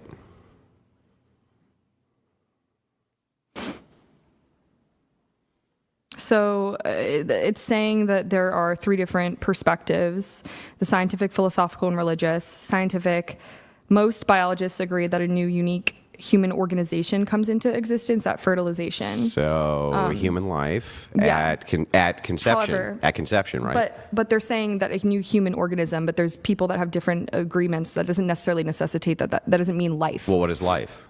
It's alive? I mean, that's what I'm saying is it's different for everyone. They're saying that the human organism forms at conception, but that doesn't mean it's life. Well, what is an organism? Is it alive? I mean, they're talking about human life. Yeah. Okay. But what is life? An organism would be alive, right? I mean, but again, there's a difference between human life and an organism. Don't you agree? If an organism is alive and it's a human organism, then it's human life, right? How could it not be? I mean, yeah, you can believe what you want. I think just different people are always going to have different opinions on it. And I was just pointing out the scientific consensus. Sure. Yeah. And I was correct, right? Scientific consensus by most biologists, which would be consensus, yes, say that a human life begins at conception, right? Sure, yeah. So then what we're left with from the secular perspective is sentience, and that really makes no sense. That's it. So I would always use the secular argument. Okay. Secularists can't determine when sentience begins. Since they can't determine when sentience begins, there's no reason for us to assume it doesn't begin at conception of life. Okay. Yeah, I mean, there's different arguments for so I understand your argument's more biological. That makes sense. I understand your argument. I mean, there's different reasons people argue for being pro-choice and pro-life. So pro-life, pro-choice. But, there's different ways of looking at it. And I don't think we'll ever agree. So I don't know. Okay. But good. I enjoy hearing about your arguments and what you have to say. So I've never been, I never heard that specific point. So. Kylie, you mentioned that there were some topics other topics you would have liked to speak on. Is there, from your prompts, would you like to bring any of those up or? Yeah. Okay. So do you really believe that out of the four components of the four principles of general feminism, which is working to increase gender equality, that's number one, and expanding human choice, number two, how do you suppose that those two things could be problematic? Yeah, let's start with expanding human choice, actually. Okay. That's one of my favorite ones. So you're not really for expanding. Before she goes that, make sure you guys hit the like button, share the stream if you want, and please support the channel. You know how to do it. You know the deal. My money. I told you. Where is my money? Betty? Bring me everyone. I need my money. I need my money. What do you mean everyone? Support channel, guys. Like always, please. And like always, fair use, fair use. Any human choice, right? Like, just only kind of. Like, you don't want me to have a choice to be able to drink and drive, right? Sure. Yeah, you don't want me to have a choice to stop at a stop sign. Like, sure, yeah. Yeah, like short of some like externalized emergency. So what choices do you want me to be able to have? Let's start with those. Sure. Anything related to agency, like Well, I within mean- reason, without harming others. Yeah, Yeah, but I mean, me drinking and driving doesn't harm others, opportunity. right? Does me drinking and driving actually harm others? It can. But everything I do can harm others. Right. So that's a strange argument, because when you're talking about freedom of choice and you say, well, we can limit this choice because it can do harm, that would be every choice. So let me clarify then. Okay. Expanding human choice such that it promotes autonomy and agency without infringing upon the rights of others or the safety of others. Yeah. Now you see why I was so specific about rights. Because Yes, it's definitionally part of what you believe, right? Being specific is important. So, yeah, it's being specific is super important. I was very specific about rights. That's why I wanted to know where they came from. Right. Because I looked at your definition, which I wrote down earlier, which was the 4 parts. And I'll Right, read right. it to you, the Sure. 4 parts, if you don't believe that I wrote it down. No, I believe you. I believe you. You've definitely been paying attention. But so. you kept on saying, like, I don't think that this is pertinent when we're talking about forced doctrine and rights. But the entirety of your second pillar of feminism revolves around choice and rights. So everybody should have a choice unless it expands to infringe on someone else's rights, right? Like a living person, yeah. Yeah, like a living person. Okay, we're going to leave abortion Yeah, and yeah, all that just aside. keeping We're just that talking aside. about, we'll just say, like, you're alive, at least we'll agree you're alive when you come out of the womb. Sure. Right? We can agree to that. So, but here's the problem, right? It's like, let's take something easy, like guns, for instance, right? Should I be able to own an AR-15? Depends on who you ask and which state. I'm asking you. Do I think you need an AR-15? Nah, with that's not what I asked. Should I Okay. be able to own one? Should you be able to own an AR-15 that has, because there's specific types, right? There's like ways you can prevent the AR-15 from firing rounds. No, I mean a after fully round after automatic round. machine gun. No. Okay. Why are you taking away my choice? Because like that would be an example of the specification that I made about how it infringes upon the safety of others. Okay, what about a semi-automatic? That's a good question. I don't really know why anything that even that large and semi-automatic would be useful, but I don't know a lot about AR-15s. No, I understand. I'm not trying to hold any potential ignorance you have about the operation of guns against your Sure. argument. After Sure, all, then- I can say tractors do a lot of damage and not know anything about tractors, but still know they do damage, right? So I think that that's a legitimate argument for you to say. I mean, I know, yes, but yes. Yeah. Well, well, what is it chambered in then? I mean, my dad is like, has a lot, he has like a gun Oh. safe, and I grew up with him like shooting and stuff. do you so I know a little bit. what caliber an AR-15 shoots? No, I don't. Okay. So, I mean, again, I'm not familiar with AR-15s really, but yeah. So we would say, like, functionally, you don't know too much about the product we're talking about. Sure. I'm fine with that. I was Okay. just pointing that out to be hyper charitable. But Sweet how of you. how is that, considering the fact that I will never, and almost nobody who ever owns an AR-15 will use one in a violent act? Why is it worth limiting our choice? is that true? Oh, yeah. Do you know, for instance, almost all gun crime is committed with handguns, and almost all of it is committed by one segment of the population with handguns. When it comes to long What guns, segment? that would be the black population mostly. With handguns? With handguns, And yeah. then with shotguns, is that what you're saying? No. With rifles Yeah. or shotguns, you're more likely to be beaten to death with hands and feet than a rifle or a shotgun, including an AR-15. That's if we took all of the mass things, I can't say what they are, but the mass things that happen, if we took even all of those into account, you're still more likely to get beaten to death with hands and feet Interesting. than you are to. So, but how does that expand my choice then, though?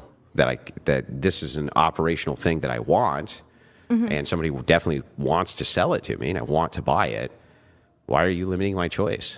Yeah, I mean, I think that's a good question. I feel like it's very philosophical at that point. I do think like the stigma around owning guns, like I'm definitely for stronger I just don't understand why anyone would need to own like a fully, like, just the fact that if anyone got their hands on it, it just is scary. I don't know why anyone would need to be able to shoot that many rounds that quickly. Well, you believe in rights, right? Yes, the right to own guns, I do believe, is important. Yeah, so that would be a well-regulated militia being necessary to the security of a free state. The right of the people to keep and bear arms shall not be infringed. Right. That's our sure. Second Amendment, right? Yeah. No, I mean, and sure. that is a right. Sure. And wouldn't it be infringing? I'm not trying to take it away. Like, yeah. Well, you're trying to limit my choice with that right, and you haven't explained how exactly it infringes on anybody that I own an AR-15. I mean, there have been, yeah, I mean, I think the most notable example, wasn't it? I mean, I'll have to specifically check, but the one in... Well, I can grant any, like, mass, homicide event that may have happened with an AR-15. Yeah. Sure. What does that have to do with me? Right. I think the point being, I think, is to determine if something infringes upon the rights of others or the safety of others should be, is something that is up for, like, debate. And so I'm not here to tell you, like, what does or doesn't, what is or isn't, like, I'm not like a governing agency. You should probably ask somebody who knows more about But weapons. it's the second pillar, the second pillar of your ideology. Right. I'm talking about human agency in terms of, like, not like the right, like, I'm specifically talking about the ability for someone to get the job they want. Like, you immediately brought it back to guns. I'm talking about the ability to have the equal opportunities to, like, have someone take care of your children while you go to work and stuff so that you can advance your career. Like, I think that's fair. know. I think that's a fair point to make. So Right. if, like, a woman wants to get a job at a firm where a man controls the firm, doesn't want to hire her because she's a woman, you would say that that's infringing on her choice. sure. Yeah. Okay. I think that that's completely fair. My thing is this: women have always worked. So, gentlemen, let them work. Stop fighting it. Stop fighting it. Stop fighting it. They're living in a country where, they are free and they can do what the hell they want. So, you do what you want. That means you work, make money like everybody else. That's how I see it.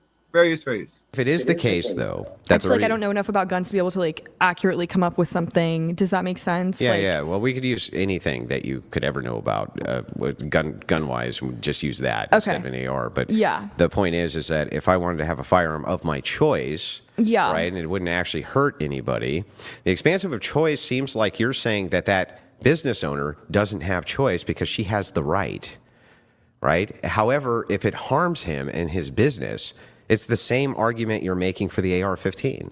You're saying because other people may do bad thing with this, right? May do, like, horrible things. Some people may. The vast majority of people do not, right? We need to govern their choice in order to have safety for society or safety for individuals. Right. How is it, though, that if you tell people who they have to hire, you're not also limiting choice? How's that work? It's not saying who you have to hire. It's saying who you cannot discriminate against. Like, the That would be who 1964 you have Civil to Rights hire, Act. Right? I think that racism is designed to combat, or that legislation is designed to combat racism and sexism. Yeah. Versus, like, so the protection is more for the person. Like, there's more protecting being done for the person who is being hired than there is harm being done to the business by being told they can't be racist. So that's how it outweighs it. Can you demonstrate it? Sure. So if I'm a woman and I'm equally qualified as a man and I go in to get a job and they're telling me that I can't be hired because I'm a woman, then that causes immense psychological and financial harm, right?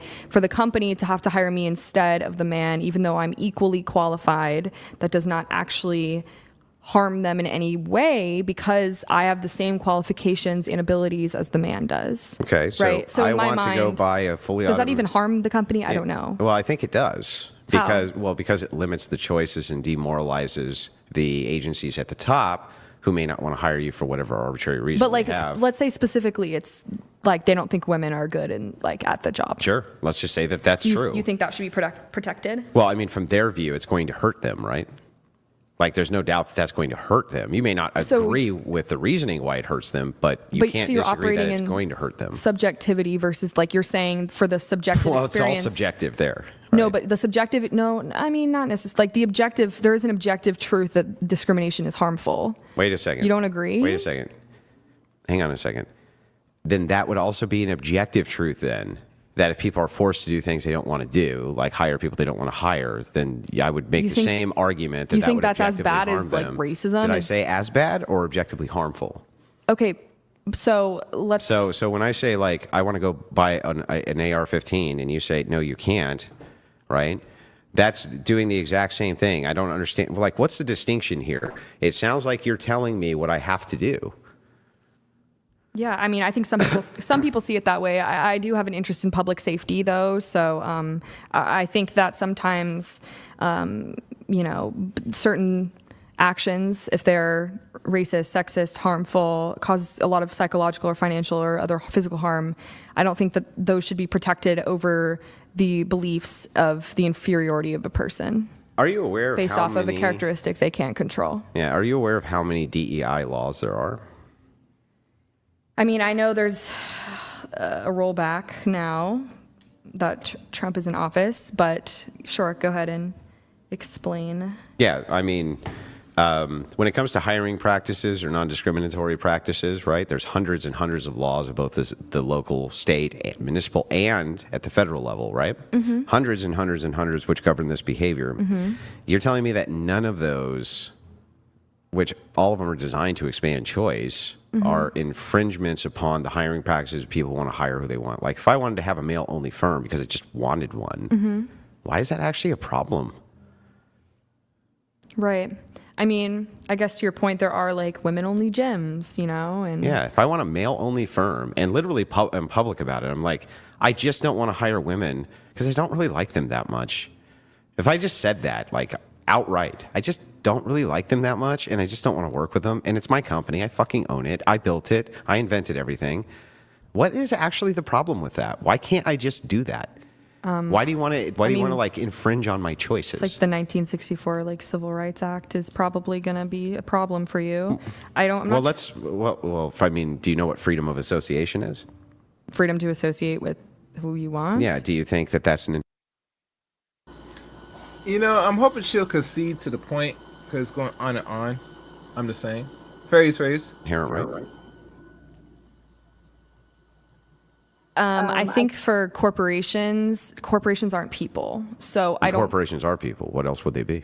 They shouldn't be people. I think that's where we disagree because in some cases the Supreme Court has upheld that the corporations like have the same rights of people. So if you own a company and you're religious, then you don't have to pay for like reproductive services or birth control. And right? what else would you couldn't classify them as anything but people? People are the things which run corporations. Corporations are people. I disagree. I think that corporations are entities. They are run by people, but I think that they should be held to a different standard. Is there any than people. conscious entity that you can think of that talks and can speak like you and me and make decisions like you and me that's not people? Yeah, sure. No. So that, I mean, if that's the Right. case, they're making the same types of decisions that you and I are making. Why wouldn't they be assumed to be people? Because they have different sort of like standards of operation. They have laws they have to follow that are different from people. Like in terms of the government's eyes, I believe it should be considered not a person. I think it's fundamentally the way that it operates is different. I mean, it's not one, it's like a conglomerate of things and people who work in a company. So I don't have a corporation, let's say then, and I have a private business practice right. where I'm a landscaper. And there's a woman who comes in, she's definitely qualified for the job, and there's a man who comes in who's slightly less qualified for the job, but I just kind of want to hire him anyway because I just don't really like women. Why is that not something I should have the freedom to choose for myself? Why? I mean, I just think we're operating at a different moral capacity. I mean, a lot of my things that I say are rooted in morals, and you're making yours vote like in sort of like laws. I'm asking you for the moral argument. I'm telling you that I believe it's wrong to make someone feel ashamed and not hire somebody and give them different outcome based off of their race or sex or But you sexuality. don't believe it's wrong to tell people that they must do a thing they don't want to do? Not at all. No, I don't. Because So then it's not about choice then, is it? I suppose if you want to make the argument you're making, then no. Yeah, then it's not really about choice. Okay, so the second pillar of feminism is right. not You true. just debunked it like so fast, just like that. It's pretty so false. easy Yeah, it's for pretty you. false. You just said it's not really about choice. Sure. It's really about an agenda, right? What was the third pillar of feminism? Well, I think we're getting close to the end. Is this what we want to talk about for the last, few minutes? Well, we have another 30 minutes. Sure. It's 5:59 right now. We have. All right. Well, I might just have to take 6. another break because I'm not feeling so hot. Is that all right? But I'll tell you what I would like to talk about next, though. Well, one thing here, I think it would be fair. I just told you I have medical issues, though. Like, I genuinely need to take a break. Hold on. I'm fine with you taking the breaks. Okay. But given the frequency and the duration of said breaks, I think it's reasonable to ask for an additional 10, 15 minutes to make up for the breaks that have occurred thus far. Sure. I will give you 10 minutes more. So we can go till 6:40. But That's other than fine that, with- I that's fine truly with me. cannot stay longer. Like, I have problems. Like, I Yeah, have no, medical look, do problems. you want to go ahead and take the break and we'll let some Yeah. chats come through? Okay.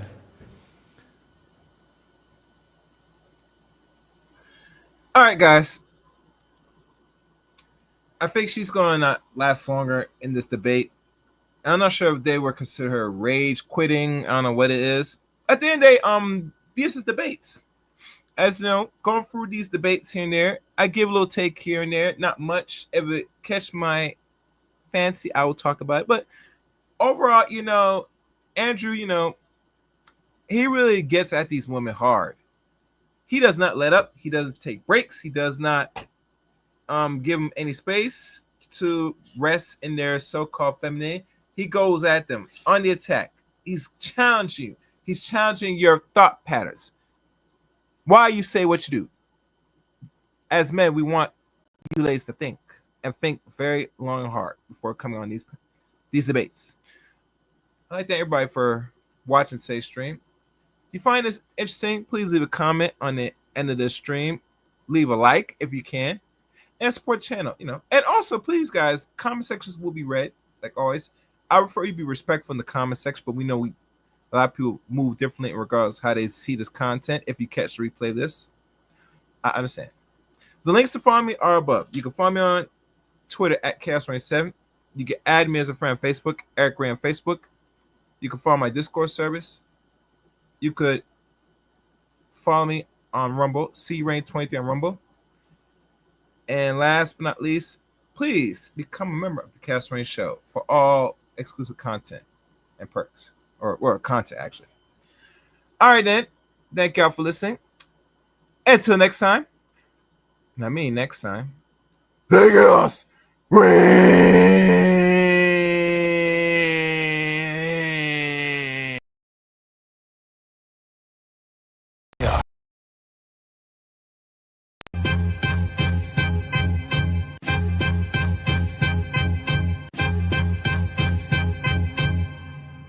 Man, fuck all you hoes.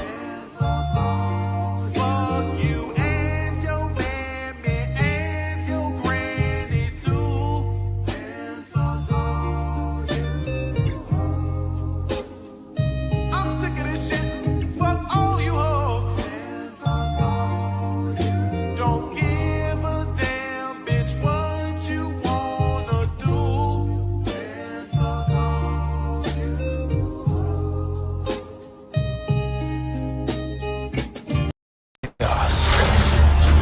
They like the chaos. They like the chaos. So when you're able to Chaos. let that chaos reign with, Chaos. let that chaos reign with, Chaos. let that chaos reign with, Must reign.